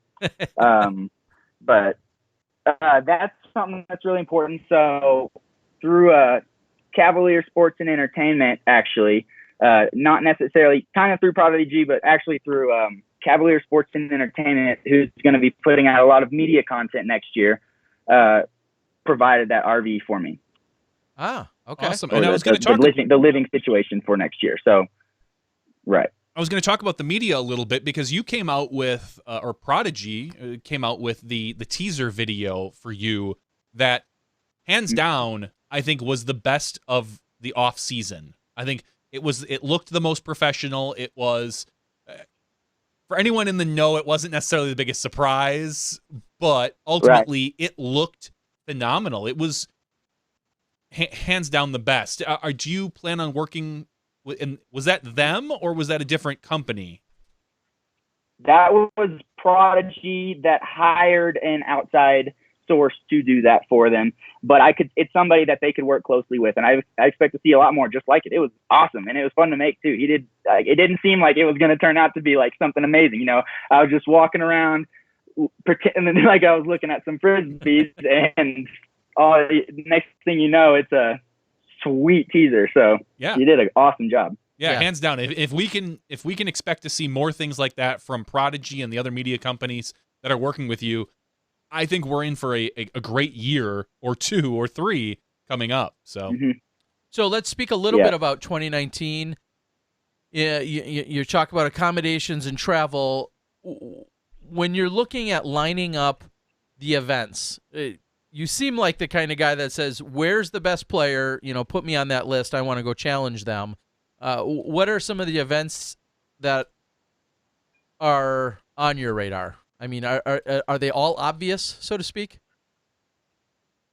Yeah, like the whole Pro Tour pass. I'm definitely looking forward for that repetition. And then, all the national tours are great. But I guess a couple of tournaments that stick out to me would be like the Mid-America Open in Columbia, Missouri. I think I'm going to try that out. And then there's this tournament in Denver that I would love to go to as well. The 303 Open? Yep. Okay, so both of those being, if I'm correct, I think those are both also Pro Tour test events for potentially being both on the Pro Tour in the following year. So if those two are jumping out at you and you're already on board with all of the Pro Tour, that's maybe not too far of a stretch at all. That makes perfect sense. Okay. Anything else? I mean, obviously you're talking about your Pro Worlds and your USDGC and all that type of stuff. Yeah. Anything else that might someone's like, oh, that's cool. They maybe didn't necessarily anticipate you coming to. Is there anything else on your list? I'll be back. I'm looking at my schedule right now. I've got it completely created and ready to go. So that's a good deal. But I think I'm going to actually show out next season around Vegas. I don't think I'm going to make too early of a swing just because of all the traveling that I've been doing. I am in need of a month of hardcore practice and workouts to get in perfect shape for disc golf and be completely ready for that first national tour. I don't know. Okay. Nothing really. I don't think there's anything really too crazy that's going to be on there. I'll be back in the Texas area at San Angelo. I'll be running through A tiers, definitely in Texas, and that's like around the Waco tournaments and stuff like that. But I don't believe there's anything that would be too surprising as of now on the plan. Okay. And how about international? Anything international this year? Yeah, I have one plan in stone, and that's the European Open. I'll definitely be at the European Open, and I'll probably spend. It looks like there's going to be two weeks that I can spend there. So maybe 2 tournaments over there if there's one the weekend before, but I don't know. So I've got 2 questions for you real quick. I'm looking at one of the message boards I'm following. My first question is nickname for you. Do you have a nickname that you go by? We've heard things like KJ USA. We've heard a couple other K Jones, and do you have one you prefer? No, not at all. Actually, I go by Kevin, Kev, and KJ. And since the KJ, there's already KJ Nivo well established. Somebody took it upon themselves, and Charlie Eisenhood actually takes credit for it for creating the KJ USA nickname. All right, perfect. So then I'm going to read a message from the board here from KJ USA Fan Club is his name. That's not your mom or dad, is it? No, it's not. It's somebody that's on one of the message boards I follow, and this is his name for as long as I've known him. He wants to know, I believe, do you have a favorite touring partner, and what are you mostly throwing with right now at Prodigy? What have you come to really enjoy throwing? So favorite touring partner, it has to go to Austin Hannum, who I traveled with for almost all of this year. The guy is so chill and go with the flow that you can't make him mad. You can't disappoint him. You can't ruin his night. It's just like, you can't imagine a better touring partner. So I always give him credit for that because he definitely deserves it. He was awesome this year, and I'm going to miss that. But as far as discs are concerned, I almost finished solidifying the bag, I believe. I am going to be throwing a lot of PA2s in 400 plastic because they just hold the line that I want to throw so well. And so I think that's going to take over a lot of wizard shots and like part of the jokery shots that I was throwing as well. Step up, if I want a little bit more finish on that, I'll throw a PA1, maybe a 750 PA1 or a 400 PA1 because it's real stable. So it's a little bit more consistent in the wind, I'd say, than the PA2, but it doesn't have much glide, so it really kind of falls to the left pretty quickly and has a little bit straight kind of skip to it. So it's just a little bit more wind resistant, I'd say, than the PA2. The mid-ranges are going to be almost all M3s. I'm loving how they fly. They're extremely straight, but have actually a finish on them as well. So I'm going to be able to beat some in and work them for most of my mid shots. I'll be throwing some sweet lines like Kale does with those M4s. I'll probably carry 1 or maybe 2 of those. That's a great disc. Fairways are going to be F1. That'll be like my straight fairway with a little bit of with consistent finish to the left. If I want, it's kind of a little funky actually because I'm going to be throwing I'm going to be combining the H3 V2 as my fairway drivers, which it is, but it's just a little bit faster. So I'll be throwing the F1 for stable fairways, H2 V2 and H3 V2 for straight finishing fairway shots. I think I'll be able to power down on them and throw them hard. Sorry for all this details. That's great. That's what people want to know. People love this stuff. Out. No, people love this stuff. Good. Okay. Yeah. Okay. Cool. So the H2V2 will be like a fast fairway that's going to hold the line for a long time and then finish a little bit harder to the left than the H3V2. And the H3V2 is also going to be able to be beat in so that it has nice pickup and like hyzer flip and finish to the right. If I need something a little bit like flippier than that, like maybe leopard style or TL style, I'm going to get this F5. And F5 is a sweet disc as well. I still need to work on it and dial it in without a doubt, but I think that's going to be perfect for those slow turning fairway shots. And then we got OG H1s that are like really overstable fairway. So I guess you could put it on top of the F1, but it has some good speed to it. So I'm able to fan grip it if I want to throw it like 350 on a flat shot, and I can power grip it if I want to throw it like over 400. So I think that's going to be pretty easy to utilize. Those are going to be in the 400 plastic, and they have like a slight dome to them so that they're not extremely overstable like some of them can get.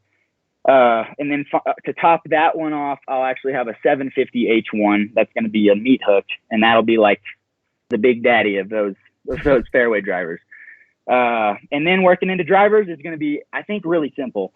I got this extremely domey, there's plenty of them out there, but an extremely domey 400 D1 that's going to be bomb hyzers as long as I can throw.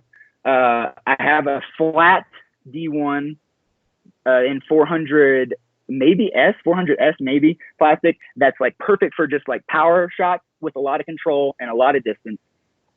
And then I'll carry a D2 for the flippy, like the slow flipping hyzers, as well as like sidearms and other stuff like that. And I think that pretty much covers it. Yeah, it sounds like you've had a decent amount of time to learn the plastic, know what you're going to be throwing, and maybe even get a little comfortable with it. I'm excited to see you next year.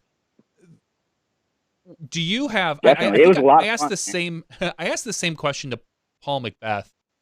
Do you feel any pressure being what would have been, I guess, the biggest signing in the offseason had something else not happened? Do you feel any pressure from the big signing, or maybe looking like you have Paul Ulibarri's shoes to fill now that he's moved on? You're going to kind of be the probably one of the. I mean, you and Dickerson are going to be the faces of that company on the MPO side. Yeah, definitely. I mean, pressure comes with what I'm dealing with.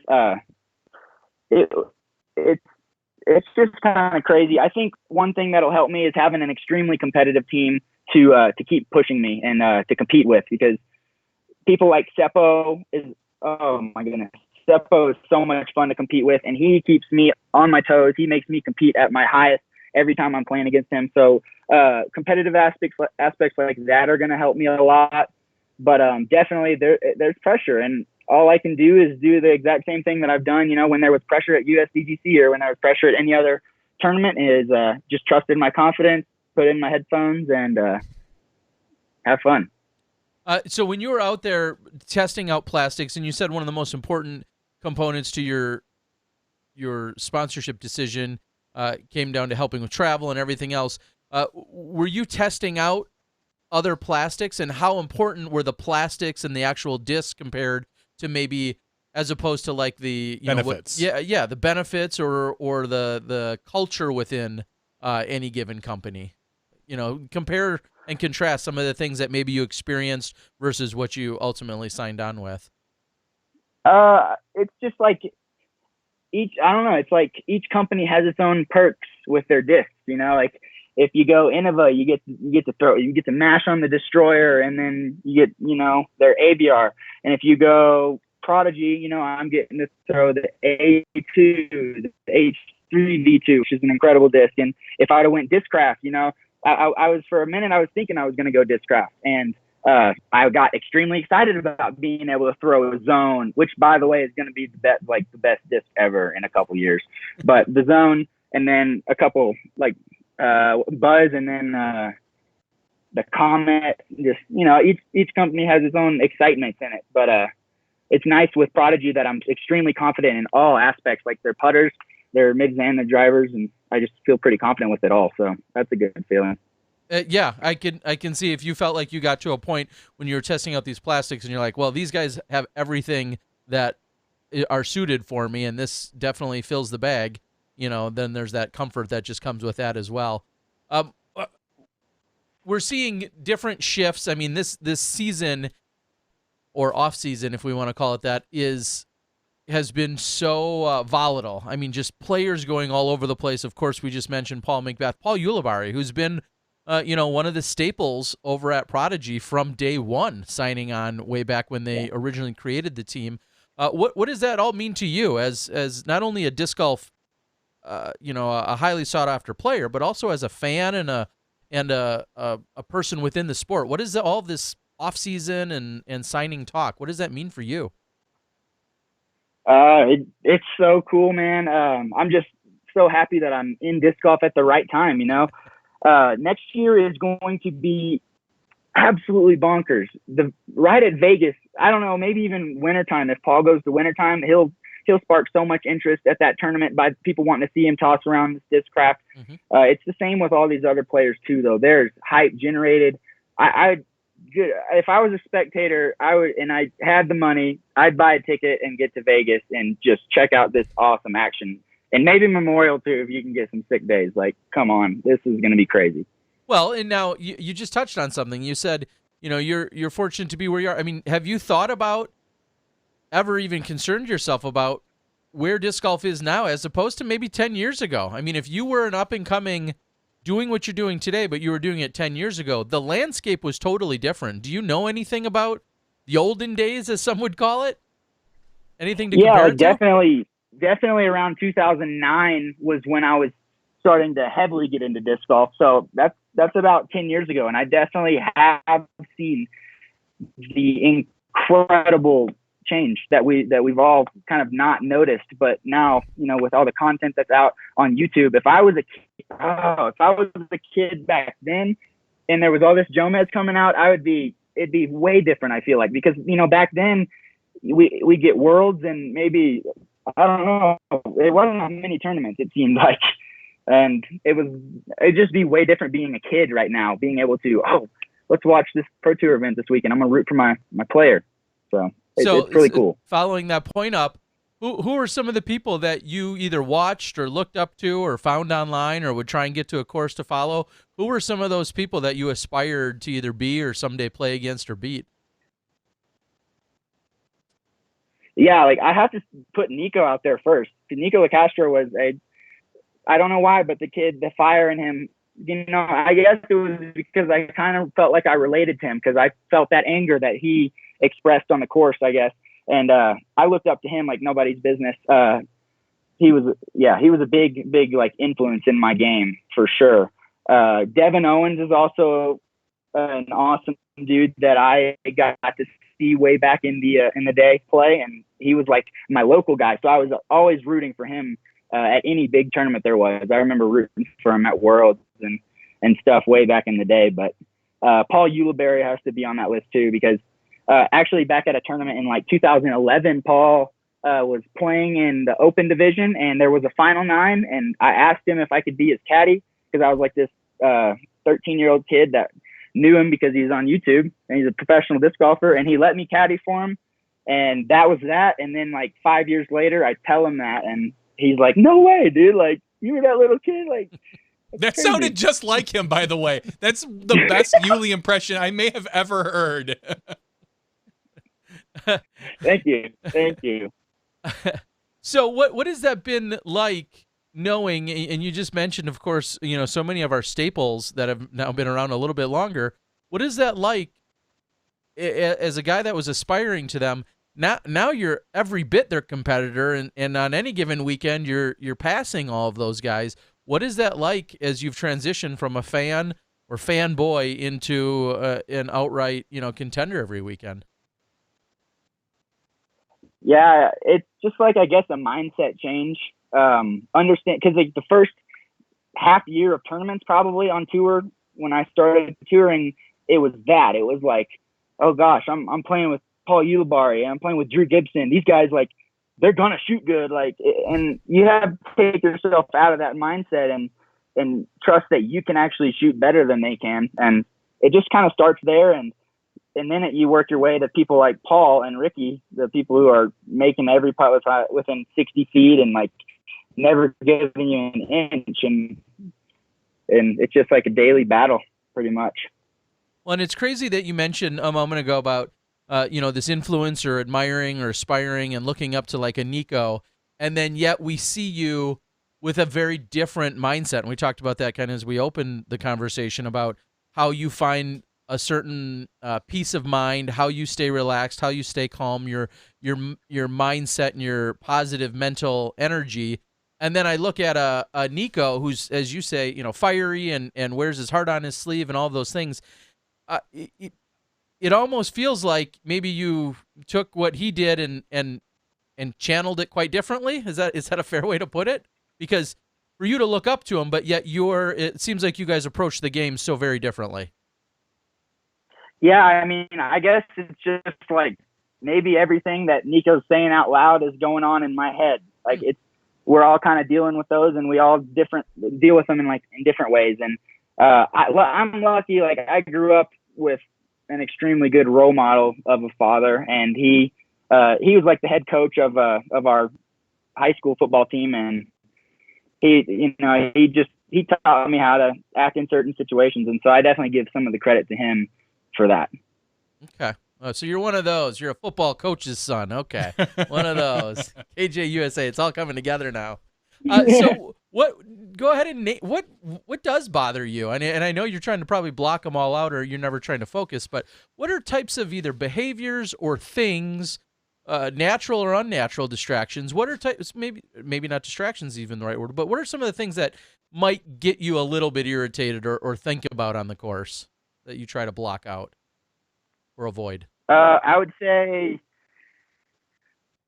trying to tell me what I'm doing wrong would be a good way to kind of rub me the wrong way, unless under certain circumstances, obviously. Mm-hmm. Moving while, like, making noise while somebody's putting or while I'm throwing or something.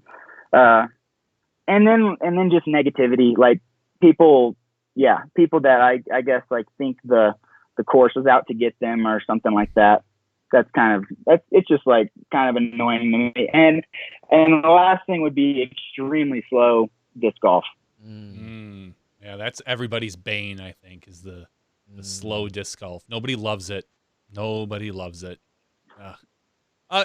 I just sit back and laugh. You've been playing for a number of years. You just moved to a new sponsor. We have a few months in the off season, not much. What are you going to work hardest on? Where does Kevin Jones' game need the most work right now? I think that's a really good question, and I think that with the switch of plastic, I think I'm kind of not focusing on that quite as much as I normally would in an off season, as much as last off season when I was practicing flicking putters and throwing the jokery shots as well as I could. This off season is figuring out how to score with these discs. What are the exact shots that I'm going to be able to do every time and be able to repeat under any kind of pressure? So it's figuring out that, and that's what I'm kind of working on right now. But I'm very happy with how my sidearms come along this whole year, and that's kind of how I'm going to look at next year. Is I'm going to take it tournament by tournament and see which shots are becoming my weakness, because I feel confident in most of them right now, but I don't know if I'll see until I start really getting out there in tournaments, and then we'll do judgment from there and probably see what we can do. What's on your list for goals in 2019?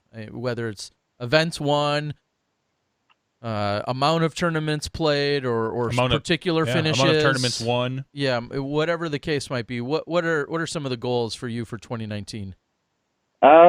My goal is to get that win, that first Pro Tour, NT,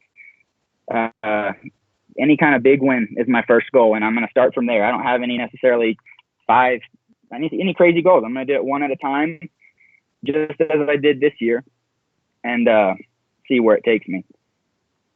So you're not looking at defending that Maricopa Meadows title. Is that what you're telling me? Man, it's not looking like I'm going to be out there as of now, but it could be a surprise visit. Well, for what it's worth, you did it wrong last year. You were on the second card, which I wasn't covering, and then all of a sudden you came in, and everyone's like, oh, yeah, Kevin won from the second card. I'm like, oh, that damn noob. What is that guy doing? Doesn't he know? He needs to shoot the best round when he's being filmed. I mean, come on. That's a film nightmare. I know it, man. I was honored to be there. I'm looking forward to going back. They've already contacted me. It's a beautiful place to be in a great time in mid to late January. So if you have a surprise visit, it'll be great to see you there. But I understand you said you got to get dialed in. You want to make sure that you're ready to go for all the biggest events. Is there a section or an area of the country that I mean, you've been touring around now for a couple years. Is there a someplace that really stands out for you that you look really forward to? Some place that I went this year, you're saying? Sure, yeah. Or like an area of the country, because we've seen the beginning of the year. Simon and Eagle played very well. It's the desert courses, which are long bomber courses, and then later in the year we move more towards the East Coast, which tends to be a little bit tighter.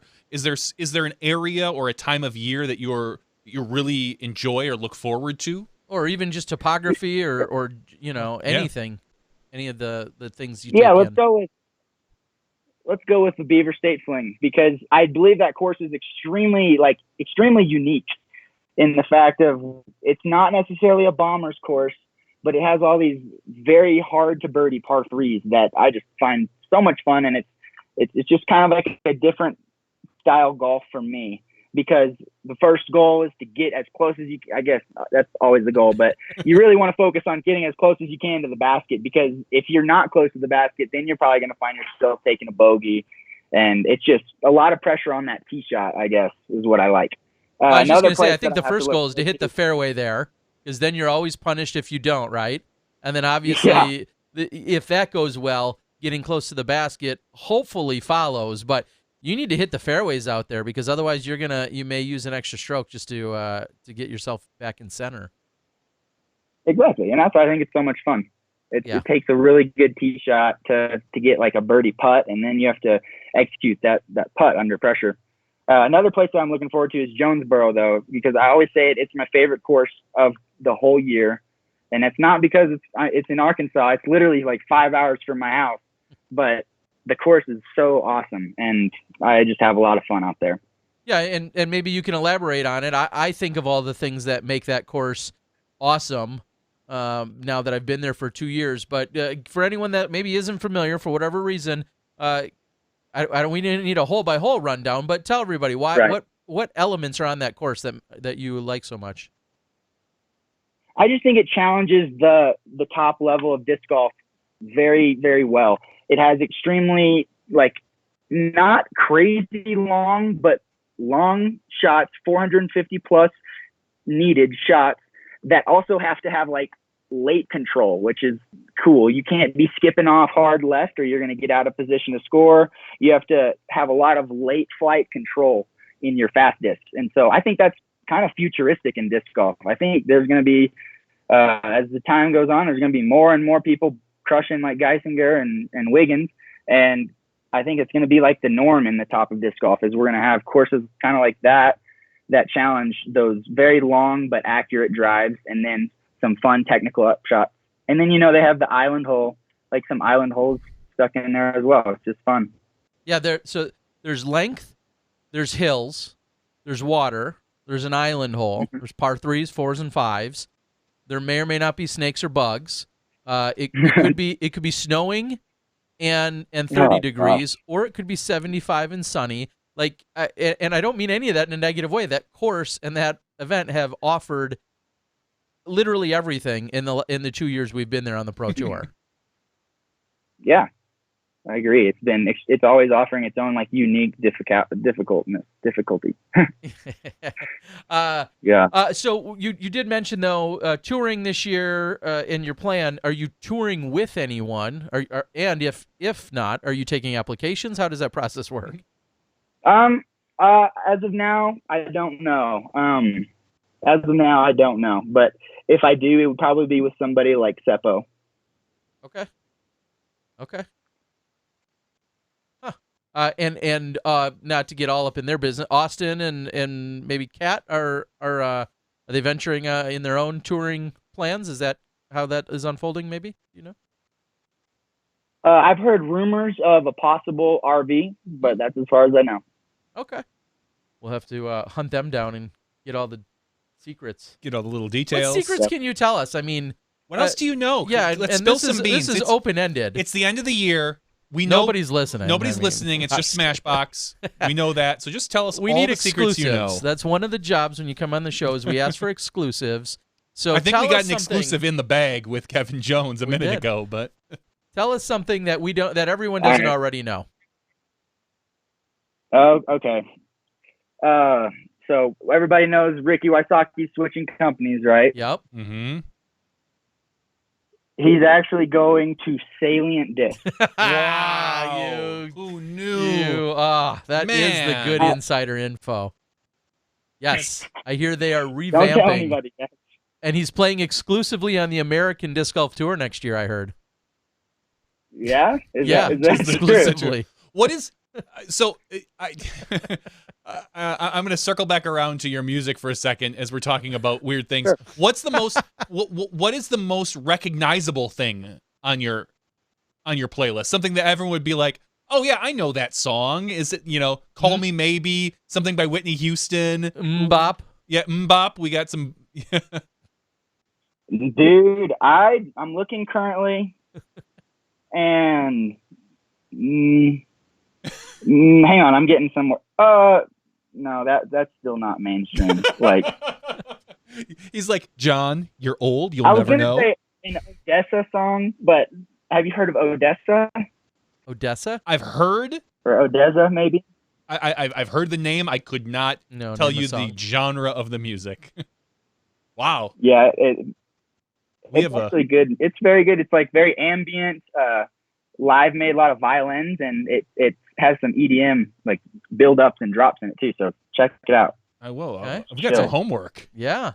I don't like anything that's mainstream.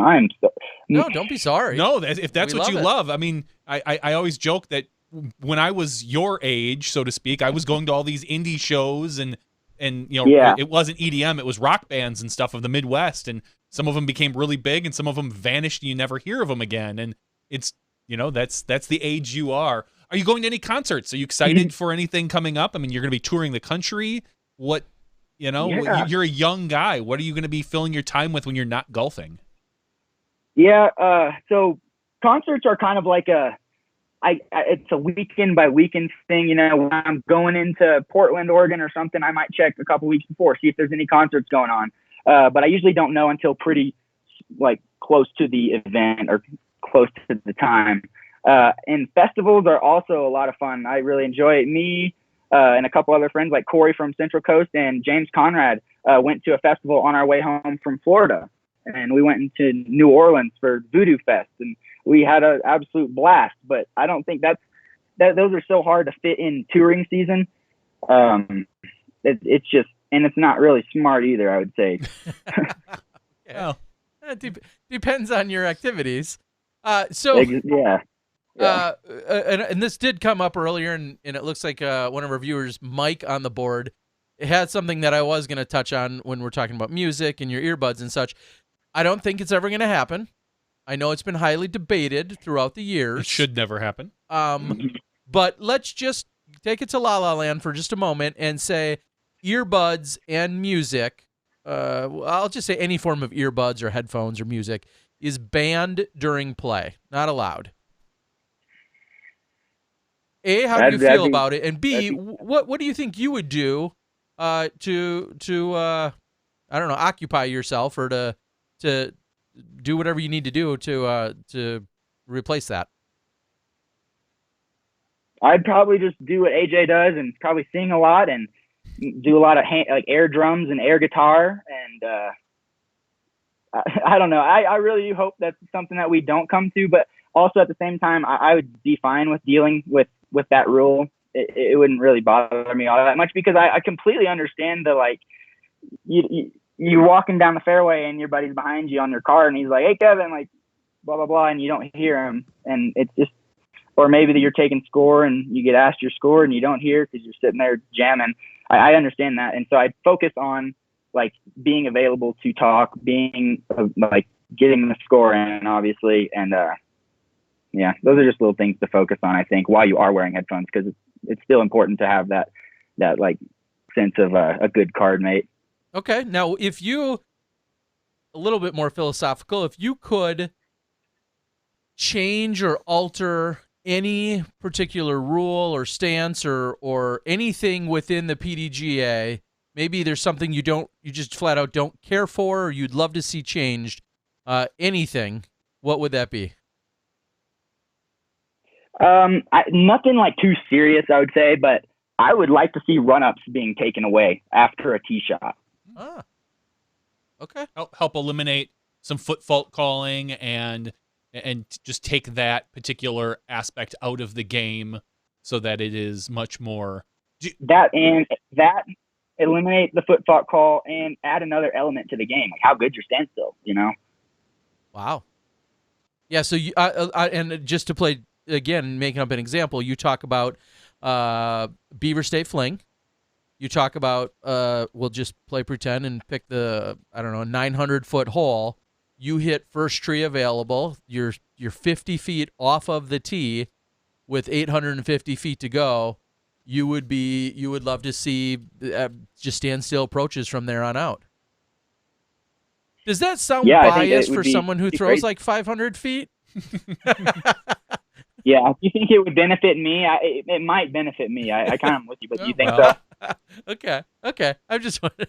But no, that's a great take, because I think in addition to, like you just said, checking your standstill capabilities, it could very much eliminate a lot of the foot fault conversation. The falling putts, the jump putts, the step putts, the whatever other putts you want to make up names for. It would eliminate all of those, right? Mm-hmm. Yeah, absolutely.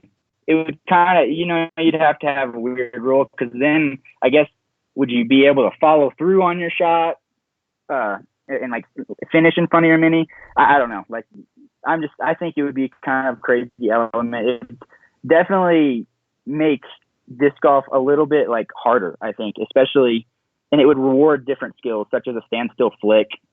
Like Austin Hannum would dominate because he would just stand there and fling his flick 400 feet, the same distance.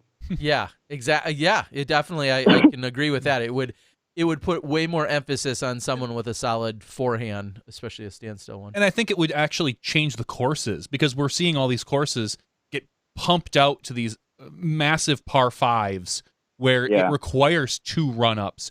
If you eliminate the run-up on the second shot, you can kind of, I think, compress the course a little bit, of the distance in the holes, without losing the integrity of the par, so to speak. So, but there's just a thought. Yeah. I don't think it's going to happen, because everyone loves to watch. Exactly. Everyone loves to watch the disc fly. Everyone loves to see a nice, beautiful flex shot that lands 10 feet from a basket. You can't throw beautiful flex shots. I agree. Standing still. You can, but not nearly the distance. If there's a chance to throw farther, people want to see it. All right, so then we'll hit on a real quick hot topic from here in 2018, which was, do you feel like the baskets should be any smaller, or are they the right size? I think they're the right size. I was very interested in the debate, and maybe, like somebody made the point of how, the basket was designed initially when the disc was a little bit bigger. But I mean, try putting in the wind on like a 20-mile-per-hour wind day, and that's what makes disc golf. That's what makes the sport so hard, honestly. So I think everybody'd be losing their minds if we were putting on a smaller basket in the wind. All right, Kevin. Well, I think we've got. This is just step one of your long Smashbox introduction, but I think we've got a lot of great info out of you, and we're looking forward to seeing you in 2019. Is there anything you'd like to share with the world on an open mic here to finish it off? I think we pretty much covered it all. I'm super pumped for next year. I'm glad I got to explain my bag to you guys, and thank you both for having me on the show. Absolutely. Always. You're always welcome. You have a fan who reaches out to us and makes sure that you are on our show. Yeah, shout out to KJ USA fan base. KJ USA fan club. He's on right now, but not even just him. But we had there was another gentleman that reached out to make sure that this was all worked out. So that was him with another login. Oh, was it? No, it's but one seriously. guy. Kevin has one fan who just has 1,000 logins and just pushes. No, you've got a ton of fans. It's clearly overdue, and we're super excited to be able to have you now, and we'll look forward to talking to you more as we move into 2019. And I know we're going to see you on plenty of those featured and lead cards. There's no doubt about that. And excited to see your transition this year and everything that goes down as you're now with your new sponsor and Prodigy. So looking forward to it, buddy. Yeah, it's going to be awesome. Thank you. All right. Have a good night. Don't hurt yourself on the slopes. Definitely not. Or doing anything else. And we'll look forward to seeing you in the early part of the season. Cool. See you guys. All right. Thanks, good night. Kev. All right. There again, Kevin Jones, officially of the KJ USA fan club. I'm not sure he's a member yet, but I bet you he's like the treasurer. Yeah. He's not quite president or vice president, but he should be collecting the dues. He's confident. He is. He seems like he's got a really good head on his shoulders, and I think that he's got a career. You know, if I were to look ahead, I think he can do something. Well, certainly no surprise. I have had the pleasure of talking with Kevin a number of times throughout the year in various situations, and no surprise that he would be a great guest and giving us all the info that we need, and we appreciate it. And like we said, overdue that he joins us for the first time here on SmashBoxx. Well, as he even said, you know, he wasn't able to get that signature win this year. Yeah. He won a lot of A tiers, B tiers, but was never able to crest the Pro Tour NT major thing. And really, that's who we talk to. We deal with winners. We deal with winners, not winners only. Unless it's off season. Or Dana. Yeah. Just kidding, Dana. We love you. So, and speaking of winners, someone who is long overdue, and if we hadn't had KJ already lined up for tonight, one of our next lock-ins is going to have to be Calvin Heimberg. I've now seen him perform. Does he talk? He does, and the best part about Calvin... I've seen him. He looks like the quietest guy, the nicest. Everybody said, even years ago, like Calvin is super smart. He's the most intelligent people on the course, and he's so quiet and humble. He is. I don't... But when he does talk, that's the best part. He is one of those really smart guys that when he talks, it's always funny. Okay. So he reserves himself just the right amount, because then when he does talk, just like he did with his Instagram account, he was kind of lulled into it and baited into finally having an Instagram account. And then when he did, I think there was some bet about Jeremy Colling getting him, a number of followers. He crushes the follower account, and then he busts out the Photoshop a very hilarious Photoshop. The Photoshop of the disc golf magazine that had Eagle on it, even though Jeremy Colling won, and he knew that was a sore spot with Colling, and pasted Colling's face on Eagle. Yes, it was classic. It was, and was. I'm not gonna lie, my little fangirl's gonna come out for a second. He only follows 16 people currently on his Instagram. Today I became one of those sweet 16. Look at you. Oh, thank you, Calvin. You are sweet 16. Yes. So, but yeah, Calvin Heimberg, certainly overdue to have on the show. Super solid performer. And so, of course, yes, we'll be getting him as soon as we'll have to force it out of him. A little talking out of Calvin. And we're not done seeing Calvin, that's for sure. Oh, God, Let me tell you, that guy. No. I have an exclusive, but I think I'm going to share it. It's in my video to be released. Calvin shares a little exclusive with me that I got out of him, and I'm gonna keep this at the Disc Golf Guys channel. See, bringing it here. SmashBoxx's motto almost is it's quantity over quality. That doesn't fit Calvin. It sounds like he is much more quantity over quality, or quality over quantity. Yeah. He's the opposite of us. So we spew and spew and spew, and eventually something mildly funny or insightful or something like that comes out. Calvin's gonna wreck it for us. Yeah. Well, we'll see what we can do to get him on. So I've got a few other random things that I think could be appropriate for maybe the after show. I don't have too much else in terms of official news, so maybe we could slide right into the after show. I think we're gonna have a giveaway and some more of that sweet action for our amazing Patreon supporters. Patreon in the news, I heard, too. Maybe we'll talk about that in the after show. No? You're not sure? You and my boy Jack Conti? We've been the guy you took a selfie with? Yeah. You probably thought you were stalking him? Yeah, I was. But anyway, we can talk about that. Maybe you can get caught up in the after show. Quick side note, Zoe and Dustin Keegan were finally able to sit down and provide commentary on the PLO. So I think that will be the very next thing released, hopefully even as early as tomorrow. It's been ready for a couple weeks, and they graciously sat down today and knocked out the commentary for it. So I'll have some fresh new content tomorrow and a ton of fresh content coming out in the next couple weeks. It'll just continue. Once the spigot turns on, it'll just flow right out. What is it? It's a spigot? Spell that. I have no idea. Spigot with a G. It's a G? Yeah. Spigot? Yeah. Really? It is. All these 35 years I've been wrong? SPIGOT, spigot. Spigot. A small peg or plug or a faucet. Spigot. We learn something new every day. Terry does. Johnny's not smart. Hey, I corrected you, and my wife, even from wrapping gifts over there, was like, well, your wife's way smarter than you. Oh, she's way smarter than me. Other Other than I marrying me, that from her. She's done a lot of smart things other than marry me. That's true. All right, let's close this out. All right. Before you say more dumb stuff.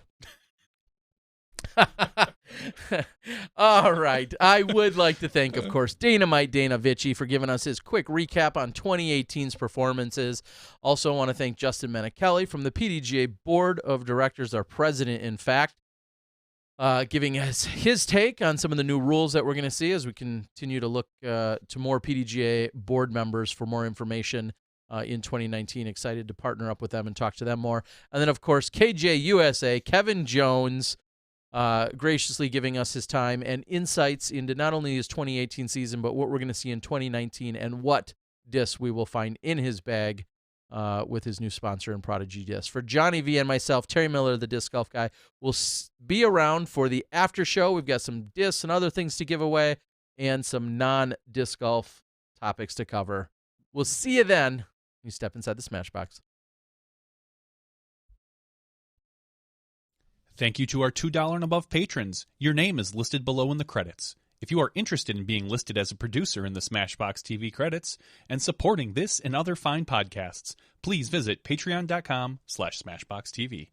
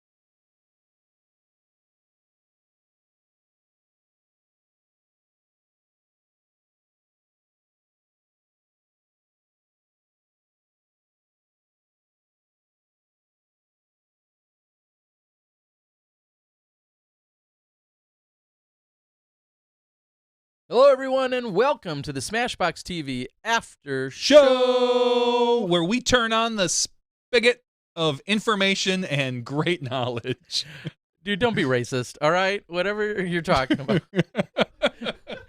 All right, either way, we're here as we just wrapped up the regular show, talking with the likes of not only Dana, but Justin Menickelli, as well as KJ USA, Kevin Jones, where we got lots of great information. And now we're less than 7 days to Christmas. For those that are outside the U.S., Christmas is... just kidding.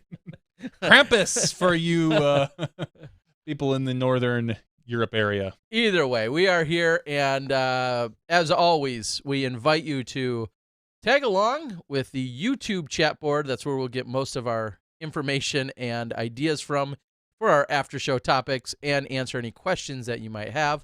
Chris Young from out in the Smuggler's Notch neck of the woods in Vermont is saying that might be an announcement on Saturday night, but now he wants to know if he should be giving us a Smashbox exclusive, and I think you should be sharing it right now, Chris. So here's the deal. It's the after show.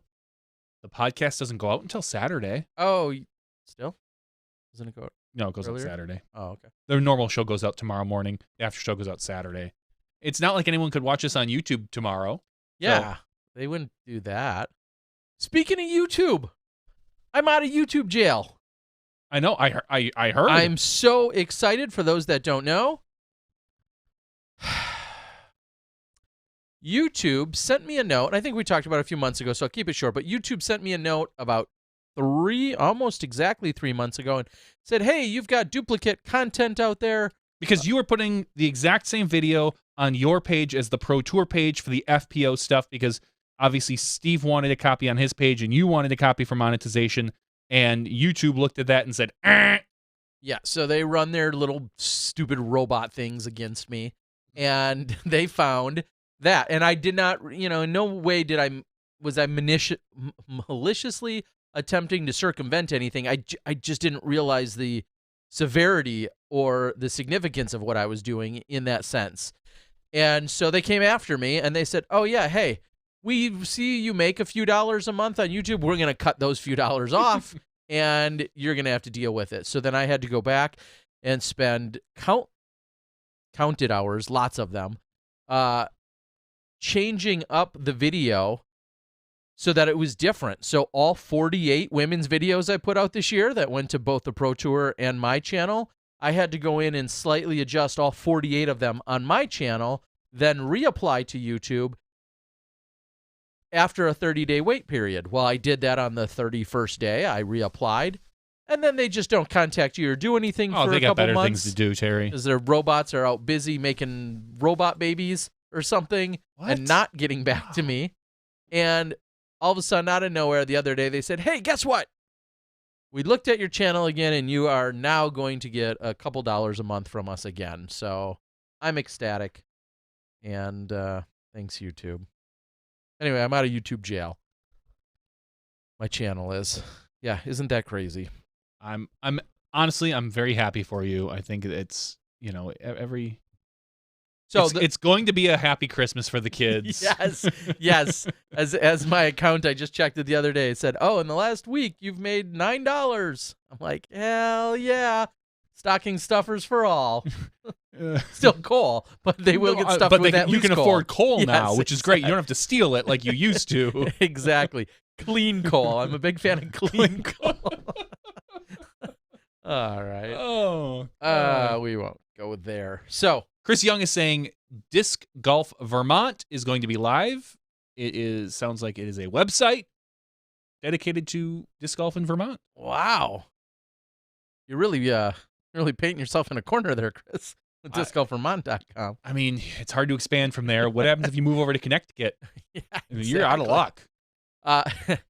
He said what did it say? You're starting a new business, and there'll be more announcements come Saturday. Is that, if I scroll up, is that what you said?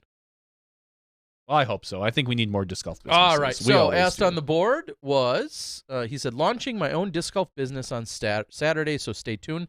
All I read there is I'd like to sponsor some videos. So, Chris, yes, reach out. Mike Nickel asked, Terry, did you film the event in Florida? I did. We talked about it in the regular show. First round was FPO card, and then rounds 2, 3, and 4 were the MPO lead cards, and those are surprisingly way ahead of schedule for editing, and so you'll see those sooner than later. Speaking of Florida, I had myself a time. I'm going to Florida in 3 months. I'll be there too. Not when I'm there, but I'll be there before you. You will. Maybe. When are you going? I'm going we are flying in March 14th on that Thursday. We'll be going to Disney World for a day, which my kids don't know about yet. Ooh. And we are going to be going on a Disney cruise that Friday. We leave and come back Monday. So it's going to be a Disney weekend for the family and myself. So I'll be there in March. All right. I'll be there actually after you, but maybe for longer. So eat it. While you're there, don't get run over by a 68-year-old woman like I did. I heard. I saw some pictures. A little news this weekend. Well, life's about choices, man. Life's about choices. And I made the wrong one. On Friday night, a gentleman had reached out to me at the tournament and said, hey, I have a unique opportunity for you to to go out on a boat and enjoy some time out near Miami. Please come join me. And I said, that sounds great. I really appreciate the offer. I would normally be up for it. However, I have already purchased a ticket for a specific night at the local comedy club in West Palm Beach at the Improv, where I'm going to see Craig Robinson. And Craig Robinson, as many of you would know, from The Office, Hot Tub Time Machine, and some other specials. Yeah. Talented, very talented individual. He was headlining at the comedy show. I'm a big fan of both improv comedy and stand-up comedy and everything in between. So I already had my ticket purchased, all ready to go. And at the last moment, I said to the gentleman in Miami, I said, thank you, but I already bought this ticket, so I'm going to go north. I was in Fort Lauderdale after filming the first round of the tournament. And ultimately, I could either go an hour south to Miami or go an hour north to back by where I was staying and complete my plan. So I said, I'm going to do that. And he said, are you sure? And I said, yeah. Well, I wasn't so sure.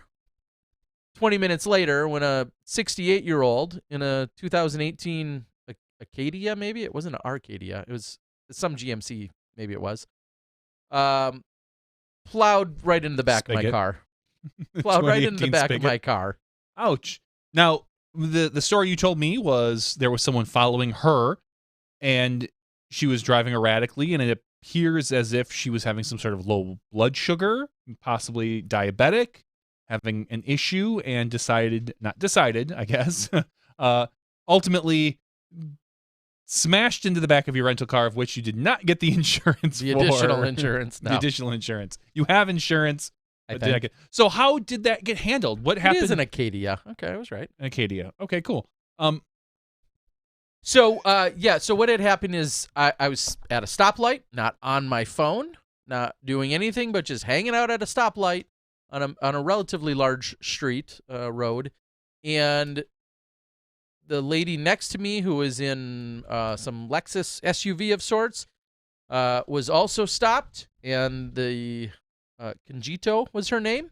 She decided to, apparently, about a half mile earlier, she was swerving all around, including going up on the sidewalk, including like dangerously getting close to the edge of the bridge we went over, and was swerving all around. And a witness behind her, his name was Mike. Mike had seen this, and Mike was ready to call 911. He assumed it was a drunk driver of sorts.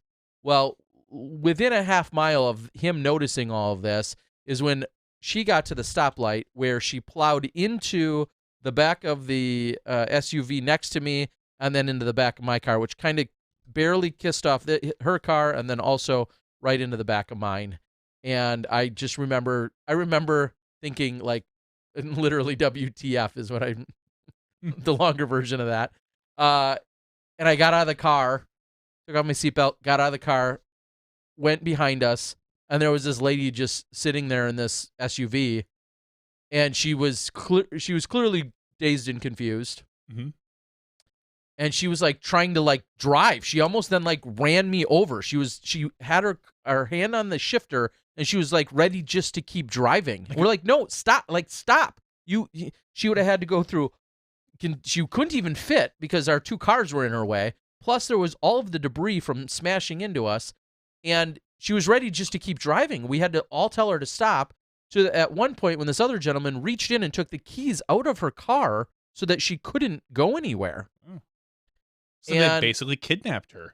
Yes, that's what I'm admitting to. Ultimately. So next thing you know, we're all standing around. It seems like me and the other driver are fine. How fast was she going when she hit you? 30? Probably. 25, 30, 35, somewhere. How do you feel? Anything going on back here? That actually hurts. Yes. Dick. So my left shoulder and just behind my shoulder blade on my left side hurt, and then my right wrist hurt, but doesn't hurt as much right now. Of course, shortly thereafter I had a headache, and a little whiplash probably, and so then ultimately we're all standing around, just everyone's like so baffled by what's going on, and this lady has no idea what day of the week it is, where she is, what she's doing. She doesn't care at all. She has no idea. So after everyone's kind of accounted for, I then realized no one's called any cops or anything. So I called 911, which I guess was appropriate. I call 911. I say, maybe, I think we're all fine here, but there's a pretty size. I mean, we're on a big road. The right move. And she's talking me through it. And then a few minutes later, police show up. They have everyone pull over to a different building, like a block away. We get everything sorted out as best as we can. And this lady just was clueless. She's out of it. Out of it, I guess. Yeah. And at one point, and here's interesting to me, it was completely dismissed that they would give her any kind of a breathalyzer. And I thought that was interesting. And I understand the paramedics flat out told me very aggressively, she is showing every sign. She's diabetic, and she's showing every sign of low blood pressure, and therefore having, whatever goes along with that. And I get all of that. And all I kept thinking is, well, couldn't you have low blood pressure and maybe had a few too many drinks too? Like, is that possible? And maybe I'm just naive in thinking that. But they're like, nope. And so they refused to do that. And I thought that was interesting for a woman who just plowed into two cars that were stopped, that wasn't even considered. Yeah. I don't know. I mean, I've been in an accident. I know pretty much all of Florida's laws. So, I'm kidding. So anyway, that was my night, and it's the third accident you've been in on a disc golf trip. This one, okay, when you totaled your element, you were driving. And yep. That I was designing a course, and then giving a presentation to a school for disc golf. Yeah, and you hit something on the side of the road. That's true. And then what other one? Oh, maybe. Yeah, no, maybe not. I was confusing you with our buddy Todd, who at Worlds one year put his car at Flagstaff, put it into the side of the coming down the mountain at Flagstaff. Yeah, he put it into one of the barriers that protects you from falling off the mountain, basically. Which may have been a blessing in disguise. Yeah, correct. Yeah, no, that wasn't me. No. You and I had our car towed at Worlds one year. That's a whole nother story. So, anyway, that was the night. Not great. It's hard. Did you get to see your comedy show? I did. So I ended up. That's the important part. No, it wasn't though. And here's the follow-up. I then ultimately, when it was all said and done, I was able to get back to the hotel, very quickly shower, and then get over to the comedy club, which I thought I was going to be late for, and I wasn't. I get there, sit through the first act or two, and they're great. They're fine. And then Craig Robinson comes on. And Craig, if you're listening, which you're not. Were you sorely disappointed? My review before and my review of it before I even went out and searched for any reviews on him, I did it after it. It was 100% spot on with most of the people. I guess it wouldn't be 100. He could have stopped after 30 minutes. It was, and I'll give a little spoiler if you ever think of going to see Daryl from The Office or Craig Robinson. Tells a joke or two, or three or five at most. One of them's very long-winded that finally gets there. And then he sits down at a keyboard, and he becomes a very entertaining dueling piano artist. Okay. So it's a different style. The problem is you don't need 2.5 hours of it. Ooh, that's a lot of time. Because after 30 minutes, yeah, certainly not funny. All right. It was uncomfortable. The amount of people leaving. And you would normally think, oh, it's comedy. Everybody's having a great time. This I could sit here all night. No, like it felt uncomfortable to get up and leave because I didn't have to be somewhere, but plenty of people did. Lots of people just simply got up, and I don't know if they were bored out of their minds or if it was just going on hours longer than they thought it would or a combination of the two. it was not hilarious, and it was drawn out far too long. So I don't know if and then when I go out and do a review on Craig Robinson comedy or something, a lot of the same people, yeah. Okay. He gets behind a piano, which is fine. Like there's humor to what he's doing, but it was dead after 30 minutes of it. You had enough. Sounds like he maybe needs to spread that out a little bit. Comedy, piano, comedy, sure. like a Bo Burnham kind of style, something along those. I mean, no, it was a phenomenal talent and whatnot, but so yeah, I don't know. I think I walked out of there at 1:30. The show was at 10. The actual show started at 10. There was an opener, and there was an opener and another guy. So let's he just got say on they 11:15. Yeah, I remember looking at my So just phone shy of at 2.5. 12, thinking, "Oh, this should be done any minute now," or 12 or 12:15, and then it went on for another hour and 15 minutes. Ooh. So there's my long-winded take on Craig Robinson. Okay. So my whole night of decisions went from being on a boat in Miami or going literally the other direction, getting rammed by a 68-year-old, and then going to terrible comedy. Choices, man. choices. I, on the other hand, this weekend went to go see Spider-Man Into the Spider-Verse. Wow. They're really getting clever with the naming. It was Into the Spider-Verse. phenomenal. Wow. Like, one of the best superhero movies I've ever seen, and it was a cartoon. Just in general, a great story. Ties in with a lot of the Spider-Man movies of all the different ilks from all the different Spider-Men in the history. A lot of fun. I took my 9-year-old to go see it. We went with with a buddy of mine and his son, and it was great. I laughed like I haven't laughed at a movie in a while because it was funny and it was good. And I can't stress enough, if you have any interest in any sort of Spider-Man, to go see it. You, obviously, I know that's not your style, but I'd rather see bad comedy. No, I wouldn't. It was so good. I can't even stress how good it was. Go out and see it. Everyone should go. Will you go again? I would. Honestly, I would go again. I would. I was telling my son on the way out, because we were walking out before we got past the ticket collector, and he looked, and his buddy goes, "Oh, we should go see The Mule," which, yeah, he didn't. Your son's buddy said that? Yeah. Your son who's 8? 9? Yeah. And I said, well, that's not really a movie for you. That's because it was in the theater right next door. So as we're walking past, and I said, well, no, you're not going to go see a Clint Eastwood movie about a drug mule. But I started talking to him, and I said, well, back in the day, before they assigned seats, people would just, sneak into a theater. And he kind of looked at me like, really?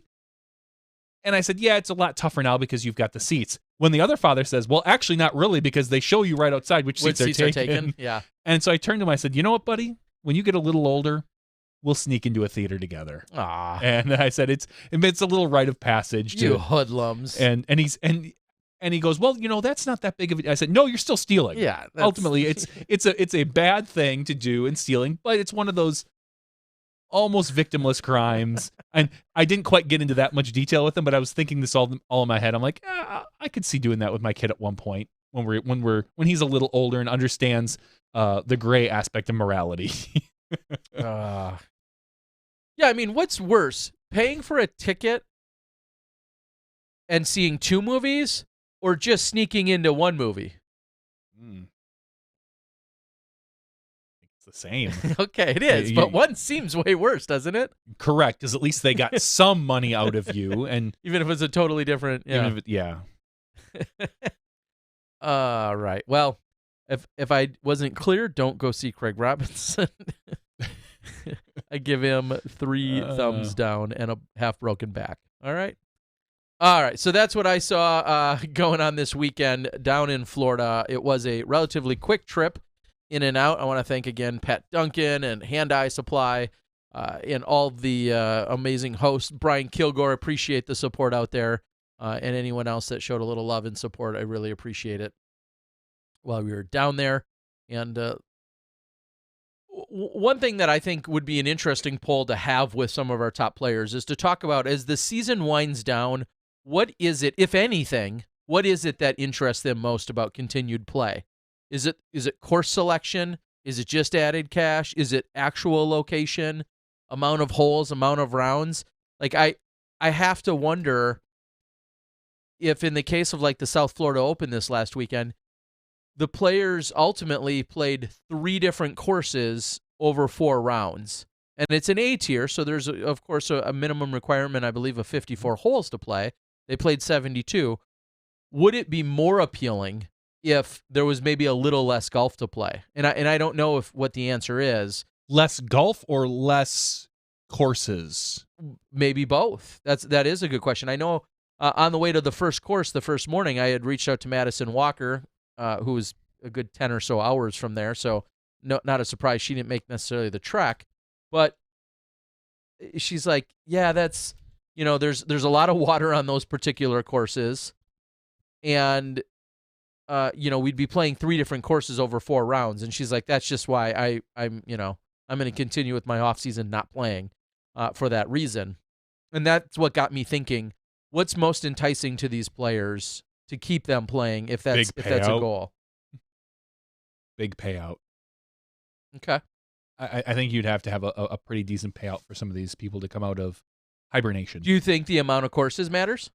Oh, I think it does. I think that all things being equal, if you had we'll just say a decent sized payout that might perk an interest when someone looks at it and goes, 3 different courses? If you don't know them already, you're not interested.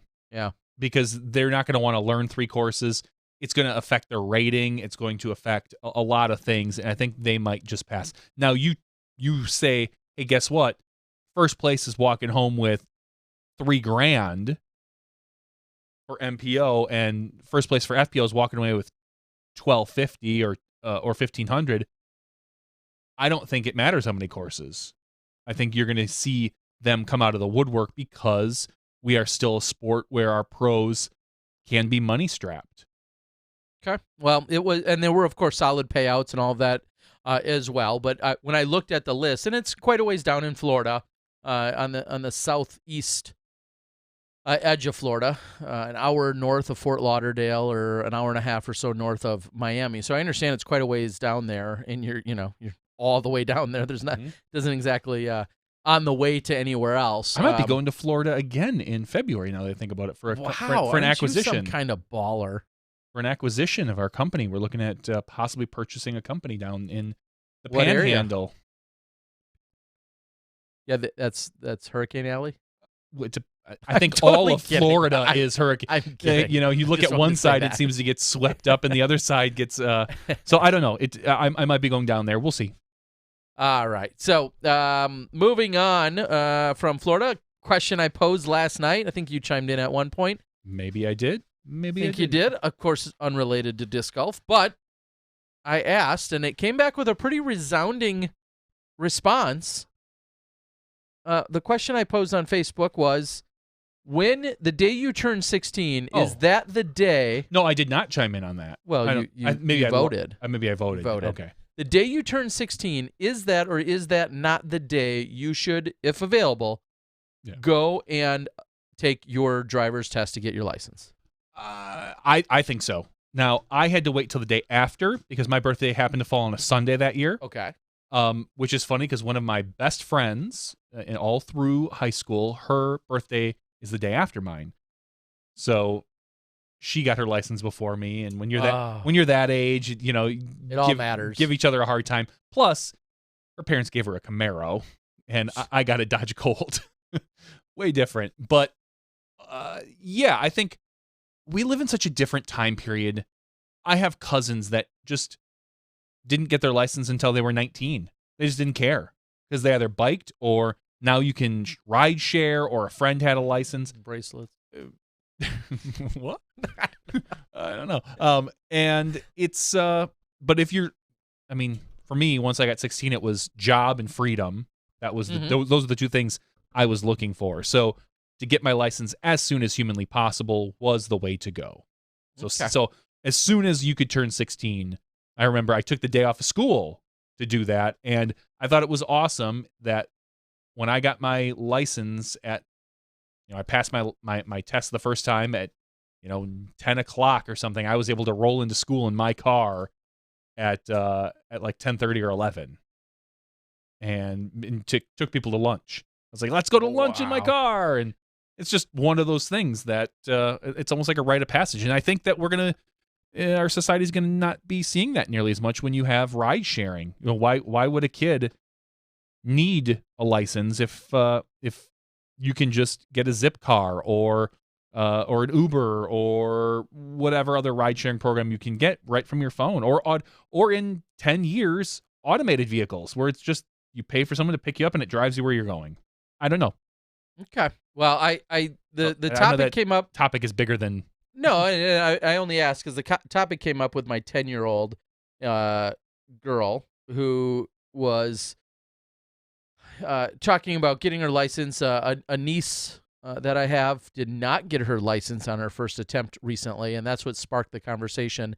And then it was discussed, well, if you turn 16 and then you go on that day and you don't pass the test, does that ruin your birthday? Does that ruin your sweet 16? Does it ruin just your actual birthday celebration? And could that instill a negative memory forever because it's your 16th? And then that was one of the only point of the 16th. Pieces. The only reason my 16 is special is because of your license. Well, you turned sweet. What's the difference? You get a party with MTV. What are you talking about? Yeah, that's true. MTV throws every 16-year-old a party. Yeah. No, I mean, there's no special significance to a 16th birthday, a sweet 16 or whatever. I think other than getting your license. So or that's maybe why it was asked. Or maybe technically being a legal adult in some states or certain things. Don't get perverted on me. I'm just saying. No, that's what was asked is if it is, and it is so special, could that day be marred with the idea of I went and failed? It's a story. The way I maybe other people would look at it differently. Thankfully, I didn't fail my first test the first time, but someone who maybe did, that's a story you can tell later because you're going to get your license. I mean, if you really want, hopefully, unless you're a horrible driver, if you really want your license, you're going to get it, and you could tell a story in the future. Oh yeah, I failed on my 16th birthday, and I went back, 2 months later, and I got it or something. So just to put a bow on this, there were 280 votes on my page. I did a 24-hour poll on Facebook. 254 said yes, go get that license. To the 26 that said no, failing hurts more on that particular day. What I really do want to know is then, like you just said, to dive into those 26 that said no, don't go get it that day. How many of those 26 people failed? That's what I would like to know. My wife says all of them, probably. Maybe. Wow, interesting. Madison Walker. Oh no, she said yes. Never mind. I was gonna look down the couple smashies out here. Chris Cobb being one of them.